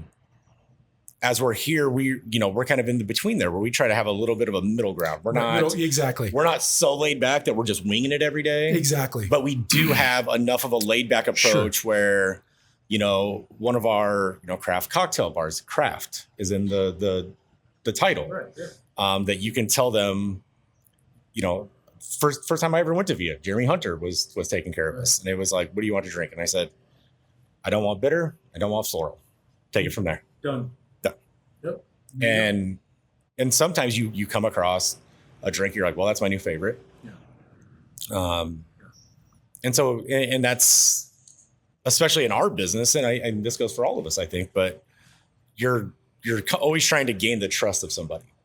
When somebody first comes in, it's not unexpected that they're going to get a pepperoni pizza, a Peroni, a pasta pomodoro, a spaghetti basically. And that's a very safe play. And if you come in and you order those and that's safe, you're going to come back. I'm certain of it. Sure. Unless that price point was too much for you. Sure. But you're going to come back. Good luck nowadays. It's like price points are, everybody's got a price point that's not really where people want it to be. I mean, shoot, even fast food these days is like is almost too much. But I mean, I think all of us could sit here all day and just eat food and chat and learn more about. But unfortunately, we have we have lives to get back to, and it is a Monday, and this place does open up in about 3 hours. So, I kind of the last question, how to kind of put the question I kind of want to ask everybody, and something I'm going to do every podcast is, when did you know that you knew, okay, I can do this? Like what you're doing now, like was there a story? Was there a moment when you were at this thing and you're like, I wasn't so sure? When you first get started as an entrepreneur, or you first get started in your own business, or you first get started doing whatever it is you're doing, there's that moment where it's like you doubt yourself. There's always self-doubt, always. And I know Kori and I have talked about this before. I mean, he has to get on stage and bring it, energy, for me, there was, it took a long time. I was working with another company and working with some people that Kori and I have worked with before, and they're great. And I've learned a ton from these guys. And for me, it was when I had the opportunity to, film, edit, and then send out finished product that people were really, really happy with. That's when I realized I actually can do all the things that I want to set out to do. And it took a while to get there, but even now, I doubt, every project, everything, there's a little bit of self-doubt creeps in. Was there something for you, Meg, where, when you were, either working with Yelp or with marketing in general, like, I can do this. Like, I can be who I've told myself I can be. Yeah. I mean, to kind of go back to like the busy lifestyle, I have 2 kids. This job really started for me to kind of get out of mom mode. Sure. I've always been big into like, motherhood is not going to be my identity. I love to be with people. My favorite is like that post event. If I'm driving through Midtown and all the lights and I'm like, okay, there's that city feel. And creating these events. And again, I do a lot more than just events, but that is the most fun and like glamorous part. And reminding myself that these events are just 2 hours for me one night of the week. And I'm going to do one next week. And I got a big one coming up in 3 weeks. But for a mom or a busy person or somebody who's really lacking interpersonal relationships, this could be like the highlight of their month. There is a woman who sticks out in my mind who had come to an event. It really wasn't my best event ever or anything, but her husband had passed away. And this was like the first time she left the house in months. And it was just like, that clicked for me that this is so much more than just like, okay, I got this cool event done. And it's so much more about remembering that we are bringing people together, and that I have the ability to like facilitate really cool relationships, hearing people that met through Yelp events and now they're in each other's weddings, or, there's Yelp love stories, but it is really cool to sit back and remember that like I get to help facilitate bringing people together, championing local business, learning so much more about the scene. And I just think that every once in a while, I mean, it's still 6 years later, a really cool feeling leaving a successful event and being like, wow, that we all, I don't work alone, but we all came together and we put on this really cool experience. And people talk about certain events for years and years, and that's so cool to be a part of somebody's life. And I get to double dip into, I love food and drink, and I love events and marketing. And then I also just like to be Meg and meet people and talk to people. And so I think that's, it clicked a long time ago. And I'm reminded every time I do an event, the why, or every time I hear a good review or, cause they review the events. So they're reviewing me and they're reviewing the experience. And sometimes I've gotten some notes back in the day, and I like to think, 0 days since the last, how can I be better? And I think, like we talked about motivation, just chasing a better version of myself, chasing a better version of Yelp Omaha, and how do we do that? And I think, again, starting with trust, build trust with people. But I think I'm in the right field. I love what I do. I don't know if I could work for a restaurant group or a specific brand, because I like being able to go. I mean, if I would, it would have to be like a Maven where you can work with tons of different concepts. Sure. But I just like the idea that I'm kind of on my own and can make my own way. I love that. And so if people were to like follow you, do you want them to follow like you personally or the Yelp Omaha, or what Yelp Omaha. I'm just like a bunch of family photos on my personal, but Yelp Omaha, I will say I have an intern, Sophie, right now. She is crushing it. She's doing so much more for Yelp is Yelp. You're always going to go maybe. Shout out to Sophie. Sophie, thank you so much for all you're doing. She is doing such a good job really encapsulating what being a part of the Yelp Elite Squad is. Like, we do get a ton of inspiration from our social media team on a content calendar. And if you are working social media, all right, today we should talk about this today. Like today, what are the odds that I just happen to schedule what to do on a rainy day this morning? But Sophie went down to Fat Putter and she got a ton of content that we just kept in our arsenal. And I said, oh, look at this weather coming up next week. We'd already had a really cool reel. But she does a great job of, instead of just doing like what's on the calendar, she's like, here's something that's cool, I think, in Omaha. And here's how I think we should tell the story of our last Yelp event, or here's how I should tell the story of what's to come. And that has been so great for getting folks to like nominate themselves for this squad. It's so much more than like, what is this? They're always posting these events. I have no idea. She's giving more than I could to like, what is this free of community you can join. And she's doing such a great job. We're growing on social, we're small but mighty, and we're doing our best. And we don't charge anything if anybody wants us to post. And she does a great job. So shout out Sophie. But I want to tell a better story on our Instagram of why you should come to yelp.com and RSVP for our free events and become a member of the squad and do the exclusive events.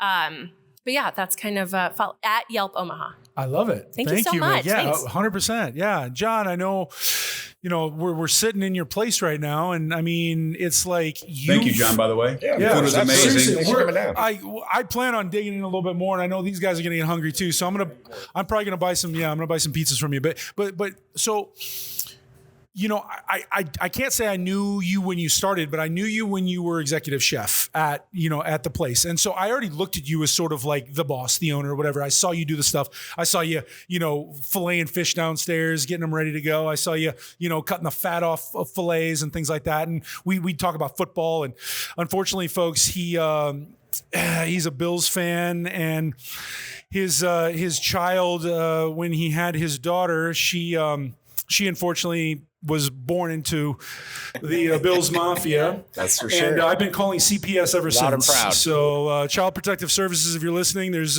abuse happening in their household. They make her dress up in Bills gear, and it's terrible. She hates it. Trust me. I've seen her. No, I'm kidding. But she loves the Bills probably more than you do.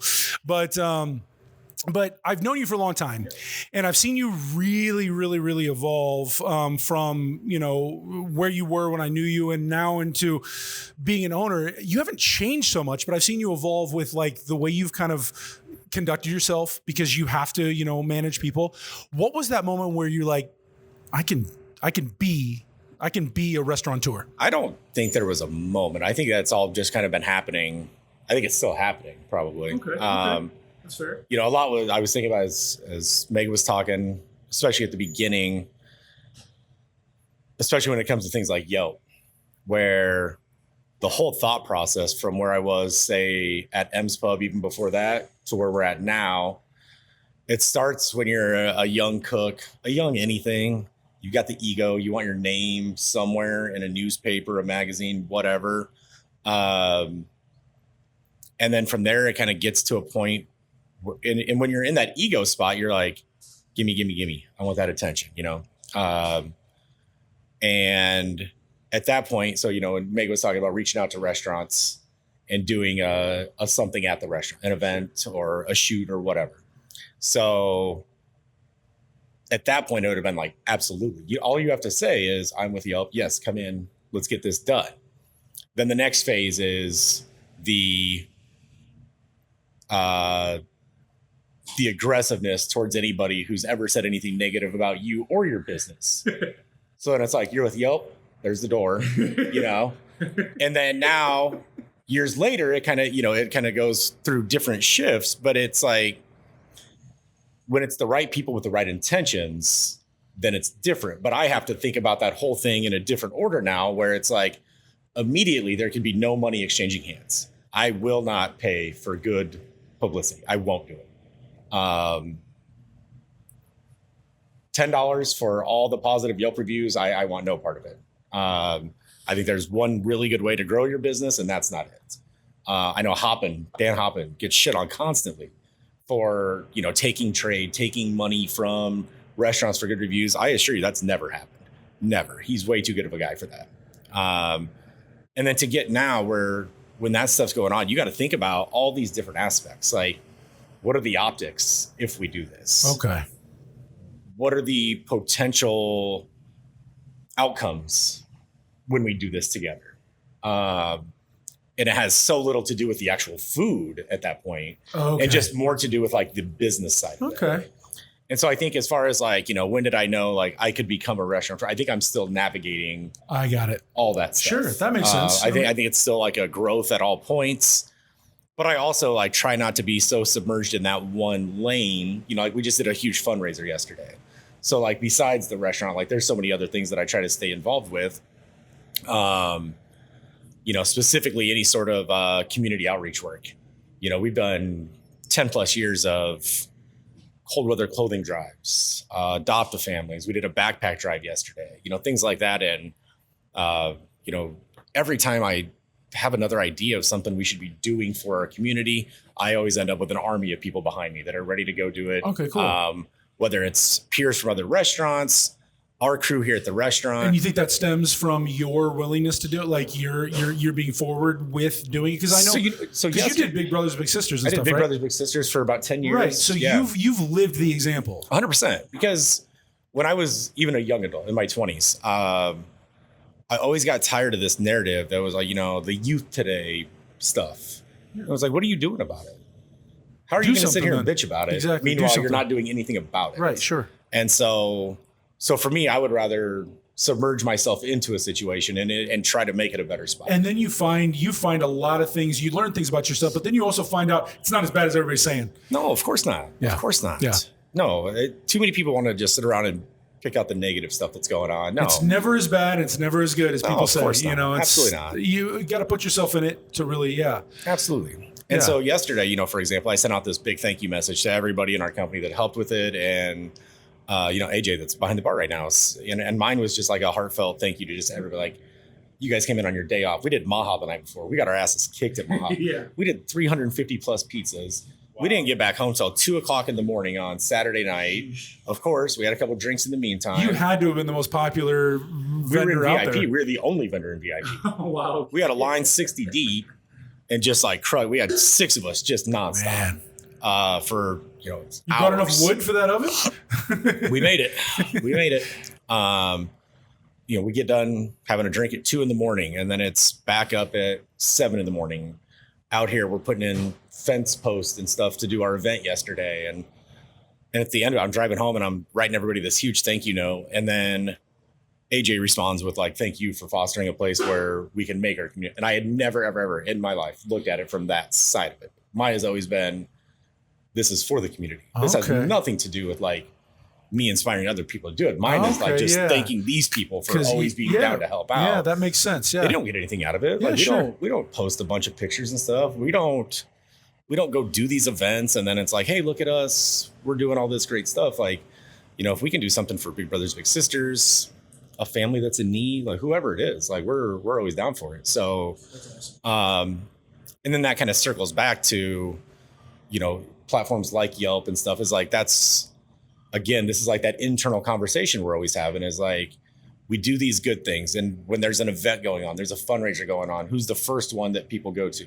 Bars and restaurants, gift cards, silent auction stuff, experiences, classes, et cetera, et cetera. When you have a bad experience, no matter what you're buying, going to do, whatever, who's the first place to get shit on? Restaurants.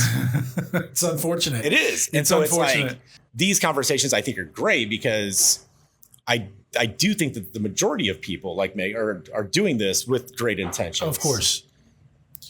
Unfortunately, it gets highlighted by the occasional person who's like, and it's unfortunate that the negative gets highlighted. I mean, it's like the news or media. One negative person or one positive is 5 times more effective than one negative, only because of the fact of the negative person just wants something to bitch about. The positive people, there's a great restaurant, they don't necessarily post it. If I'm pissed off, I go online and post it. So when you think about your life, when things are going well, you usually don't talk about it, right? Because it's bragging or whatever. You don't highlight the things that are going well. But when they're bad, whether it's a spouse, want the world to know. Like it could be something with your spouse, it could be something with your kid. It's like you let them know that was bad. But when it was good, sometimes we forget. We forget to highlight and tell the people, hey, I appreciate you.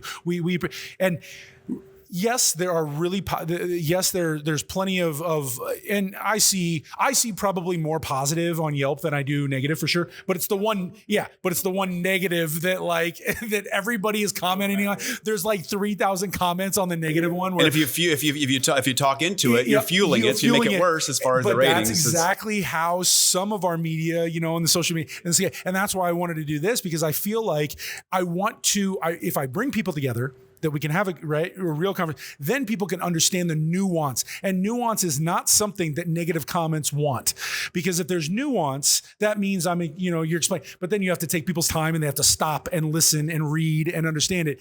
That's the hardest part about being creative, and that's why, you know, being creative has a lot of nuance in there. Why did you do it this way? Well, it's because X, Y, and Z, you know. And so it's the same thing with restaurant business, or, you know, with what you do. The reason I'm doing this is because of this. But nobody stops. They don't want to know the because. They want the headline, and that gets really tough in our businesses. And, you know, Kori, I've known you a good amount of time, not as long as John, but you are, I mean, the people business. I mean, you can't.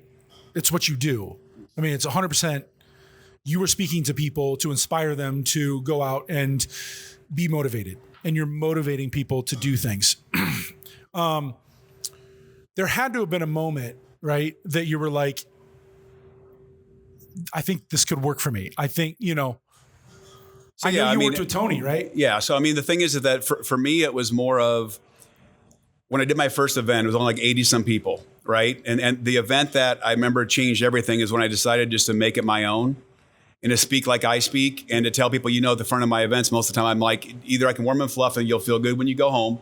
You're not going to do shit. Your life's not going to change, or we can all be real. And we're going to spend 35 hours in 3 days. Yep. And basically not sleep. You're going to have things to do overnight. You're going to have your lunches, you know, the events. I mean, your lunches are delivered to you sitting down. I don't stop speaking for the whole 3 days. I love how you do it, because make sure the room is like 60 degrees. So everybody's, you remember in Mexico, people were wearing jackets in the room and taking the cloths of the table, but I had to stay. I wanted them to stay engaged, but also I needed to make sure I wasn't passing out, because we were pushing pretty hard. You fall asleep. Yeah, that's why casinos. Well, we told Mexico in the contract that if it got above 65, we weren't paying our bill. So that room was frigid. You can see your breath. Remember that? You can see your breath in the room. Oh yeah. But we're in tropical Mexico. You know, we're in. Oh yeah, it was hot outside. You felt the room open when you opened the door. Like death is here. You know, it's like our lenses were fogged over whenever we went from inside to outside. So I think that was the first thing that changed for me, is when I could just be real. Yes. And talk the way that I talk, or communicate, versus trying to emulate a Tony or emulate, Jim Rohn. Was it feedback from somebody that gave you like? It was like, for example, the one we did in Omaha, the first time I met you, is we did it at Deco, and we had 86 people.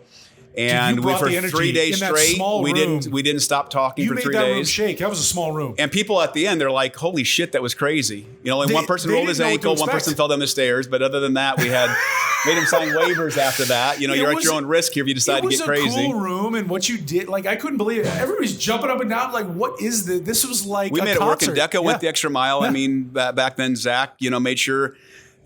Our video thing wasn't set up right, so they stayed up until 4 a.m, repainting the walls for us and all that shit. If you remember, it was great. So that was the first thing. And then when I started transitioning into motivating entrepreneurs and giving them lanes to go into, when I started my own company on the financial side and the energy side and the waste side, it was watching them succeed. You know, it's hard at the front end to say, huge. Hey, we're going to build a business together. The sales cycle on average is going to suck. It's going to take you 10 months to close a deal on average. The plus side is this deal's worth this much on average, and we're going to scale it, and we're not going to lose clients. Well, of course, that's just the story. No one knows whether I'm full of shit or not, and I'm like, let's talk to people that actually have been in this space, and here's what we can do. And so then, you were in Mexico, and we interviewed our $1 million income earners, and the top guys, closed millions of dollars, tens of millions of dollars worth of deals.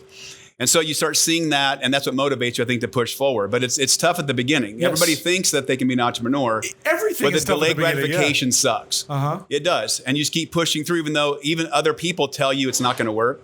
Other people think that you're crazy, and most of the time, that's when you know you're right. My first mentor, I'll leave it at that, told me, he said, here's how you know in most cases that you're doing the right thing.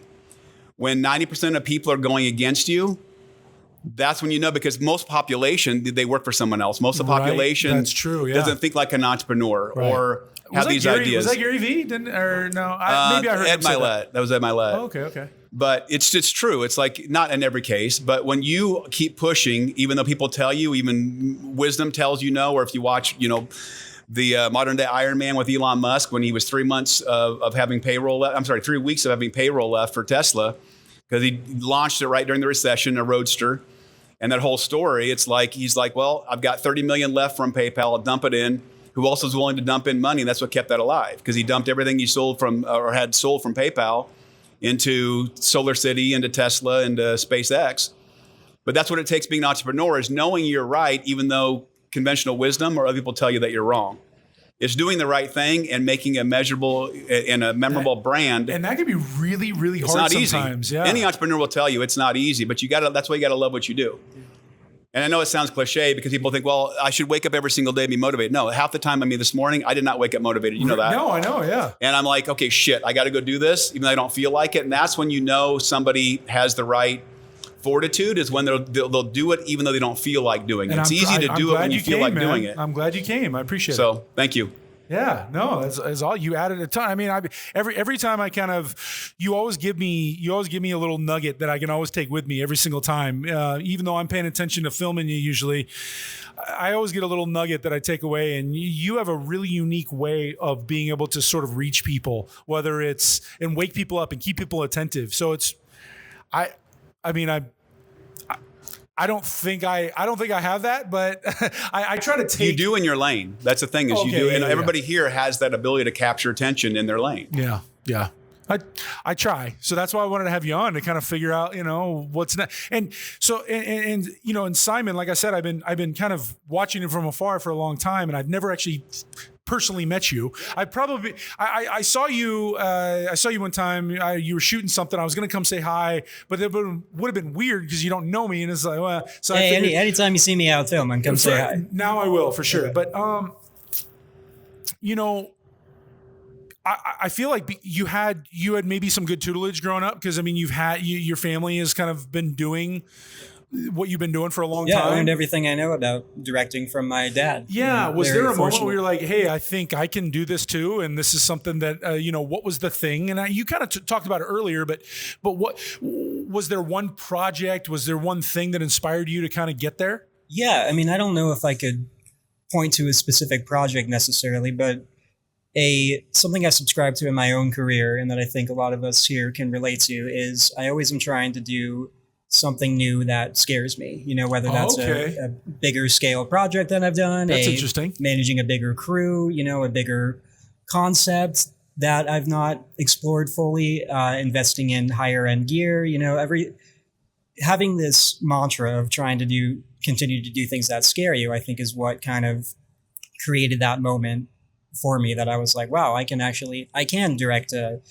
commercial of X amount of dollars with this big crew and, this ambitious concept and just putting yourself out there, taking that leap and trying it. And really going back to a question you had earlier, what advice would you give to those wanting to start a business or become an entrepreneur? Just from the perspective of what we do, I would say, just start, just take that first step. Just your first couple of years, your first types of content you create, they're not going to be your best. And I think it's really important to not compare yourself to others in the scene. Comparison is the thief of joy, but very good point. To anyone wanting to get into this line of work, just start, just pick up a camera. It could even just be your phone and try to make an idea, and do things that scare you. I 100% when you said don't compare yourself. I think when I started working with Nate first, I think he kind of evens me out a little bit. I definitely I got he'll shake his head and tell you it's true. I definitely overthink things. I really want things to be a certain way, right? And he evens me out when it's just like, here, let's try. It was amazing. We were shooting a music video recently and there was this thing and we couldn't quite get the camera where we wanted it. He went up the stairs and he just kind of turned the camera sideways and I'm like, is that going to work? And I was kind of like nervous because like we're in there was like this fight scene in this thing and dude, I got the footage back and I was like, he was right. It worked perfect. And I think like, don't try to emulate or be, you can gather inspiration, but gather inspiration 100%. And that's, why it's so great to be able to have these conversations with people that I like from afar, kind of like admire and up close too. Like some of you guys are closer than others, but to me, it kind of reinforces my love to do it when I get to sit down with, because in all honesty, I started having thoughts that maybe I'm not good at this. Maybe I don't want to do this anymore. Maybe I don't love it as much as I do. How do I find out if it's, real or not? Well, ask somebody, sit down with it, talk to people. And the more I've done this with, and this is only episode 2, but I've had a lot of conversations outside of this. The more I have conversations with people, professionals, the more I'm like, okay, I am in the right place. I am doing the right thing. And I do love doing what I do. And I mean, I can't thank you enough. I've learned something. Thank you, Chad. Today. Yeah. You're better at this than you were bartending. You have to get Thank bartender. you. I appreciate it. At least for my drinks, he is. Yeah, exactly. Like who we talk. Yeah, exactly. He only wants a 50-50. So he just wants gin. Yeah, exactly. He just wants gin and tonic. I know. Yeah. Put a little ice in it. But that has been so valuable for me, sitting down with people, my peers. I look at you as peers in no way competition. Because in some ways there's a lot of things that I know that I can do, and there's a lot of things that I know you can do. And there's things that I know I can't live up to certain expectations. But I think that if we were able to collaborate on something, we could find things that would work great with us. And I think that's almost, with everybody, you don't hate other chefs. You admire people from afar, and things like that. Okay. There might be people you hate. there might be somebody, but Hate's a strong word. Hate's a strong word. But I think that if we can all sit down and have a conversation with each other, I think we can. I'm not trying to save the world in any way, shape, or form, but I am trying to at least let you know that, hey, we're here. I'm open. And I want to have. And as you know, success leaves clues. It's like you learn from people that are successful, people that have failed over and over again. You learn this just as much from somebody that fails as somebody that succeeds and keeps pushing through. And 100%. So I love what you're doing. 100%. I appreciate that. And I wish we could sit here all day and talk more, but where can where do you want people to check out Via Farina?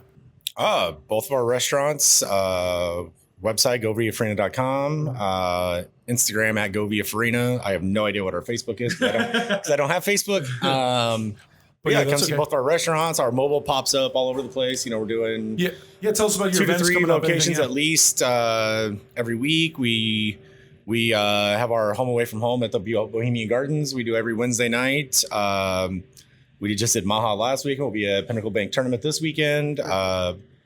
August kind of rounds out the busiest time for the mobile, and then after that, I think once we get into the fall, I think we will be settled in for about a year now, and now I think it'll be time to start having some fun stuff going on, classes. Like we've already talked about doing some pizza classes, pasta classes, maybe some craft cocktail classes, just stuff to keep people engaged, especially in the wintertime. People I don't personally, but I know a lot of people talk about getting the seasonal depression and seasonal blues and stuff. And if we can get people out and have some fun, in our slower time, we eliminate the patio. That's a pretty significant amount of people gone. So not even on the financial side of it, just more so to, keep people engaged, give somebody a fun outlet, go do something that you can't always do. And if we can figure out a way to roll kids into it even more so, then all the better, a parent and kid pizza class or something would be more my speed, but I love that. That's a great. So just pay attention to social media. We got our pizza class coming up still at Bohemian Gardens. We had to postpone it because of the weather, but date to be determined. Cool. So, check it out. Anything with the big Yelp events? I know you mentioned it earlier about some things coming up. Was there anything you wanted to real quick get out there that's coming up specifically on a date? Yeah, like I said, in September, we are doing our dinner party. It's open to the community. It's limited seating, but we are doing kind of a dinner party to showcase a wine company, Poor Decisions, and Big Grove Brewery and Tap Room is opening soon at the Catalyst. And so we're kind of getting a sneak peek from their chef, small bites. But again, bringing community members together, even if you've never attended a Yelp event. And that's in September 18th. It is already posted on yelp.com/events. And then for all of our Yelp Elite events, you got to become a Yelp Elite. And those are posted on the private calendar. Get in there. You might find something good for you. What's going on with the Professionals Network? Do you want to talk about that or EN or? I'll give you my social media, which is really easy. It's KoriLee.com. So KORILEE.com. It's my parents' fault. Girl spelling. No one ever gets it right. But it'll link all my Facebook, Instagram, YouTube, all my different social media together. And you can see a promo video that you guys did for me on there as well. So Nothing really externally outside of the group. We have some stuff that'll be coming up internally within our organization, but I don't really have anything scheduled as far as outside public events for a while, kind of focusing internally more. So Good.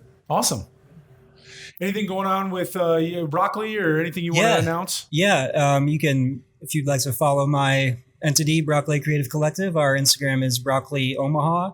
You can find the link in our bio to our documentary series, our artist documentary series, to our live performance music videos, and to our website where you can submit your creative artwork for free that will then publish on our page and to our following. If you want to see my work, you can go to my Instagram at Simon_M_Clark or my website, Simon Clark. Yeah. SimonClark.productions. And I don't know when this episode is going to be coming out, but the next Broccoli Creative Open Mic will be August 21st. I think that's Thursday in a couple weeks here. So it'll be out well before that. Okay, cool. Yeah. So we do those every month. Probably before the end of this week. Yeah. Oh, wow. Dang, you guys knocked these out quick. Well, I'm going to try because I can only film them when I can film them. It's hard to get people. It's another reason why I've got to give so much thanks to Maven for Via Farina for letting us host here, because honestly, it's like the other idea that I don't think I mentioned was the concept of this is to film it in a different local business. I love that idea. So her first one was at Alice, which is another Maven. I feel like, but they've been pretty open to letting me do it. So it's been pretty great. And the next one's actually going to be at Culture House down in which is a really, really cool art collective down in North Omaha. And they've done a great job. There's so many cool events going on there. But that's the other concept of this thing is that like the more local and grassroots that I think that it can be, I think the more real I can keep it. I'd love to have a studio where I don't have to move cameras or lights or any of that stuff. It makes it a little harder, but I think it actually makes for a little bit more of an organic feel too for people so John can be in his element and talk about this place, and we can actually be here, taste the food, see the place. And then when we're at Culture, we can talk about the different things that are happening, and they can actually see the art on the wall, and the same thing if we go to another person's business, we get to see them in their element. It's just really cool. So that's the concept, is to keep local in our thoughts and make sure we grow together. Awesome. Love it. All right, guys. Thank Thanks you, a lot. I Chad. appreciate it. Thank you, guys.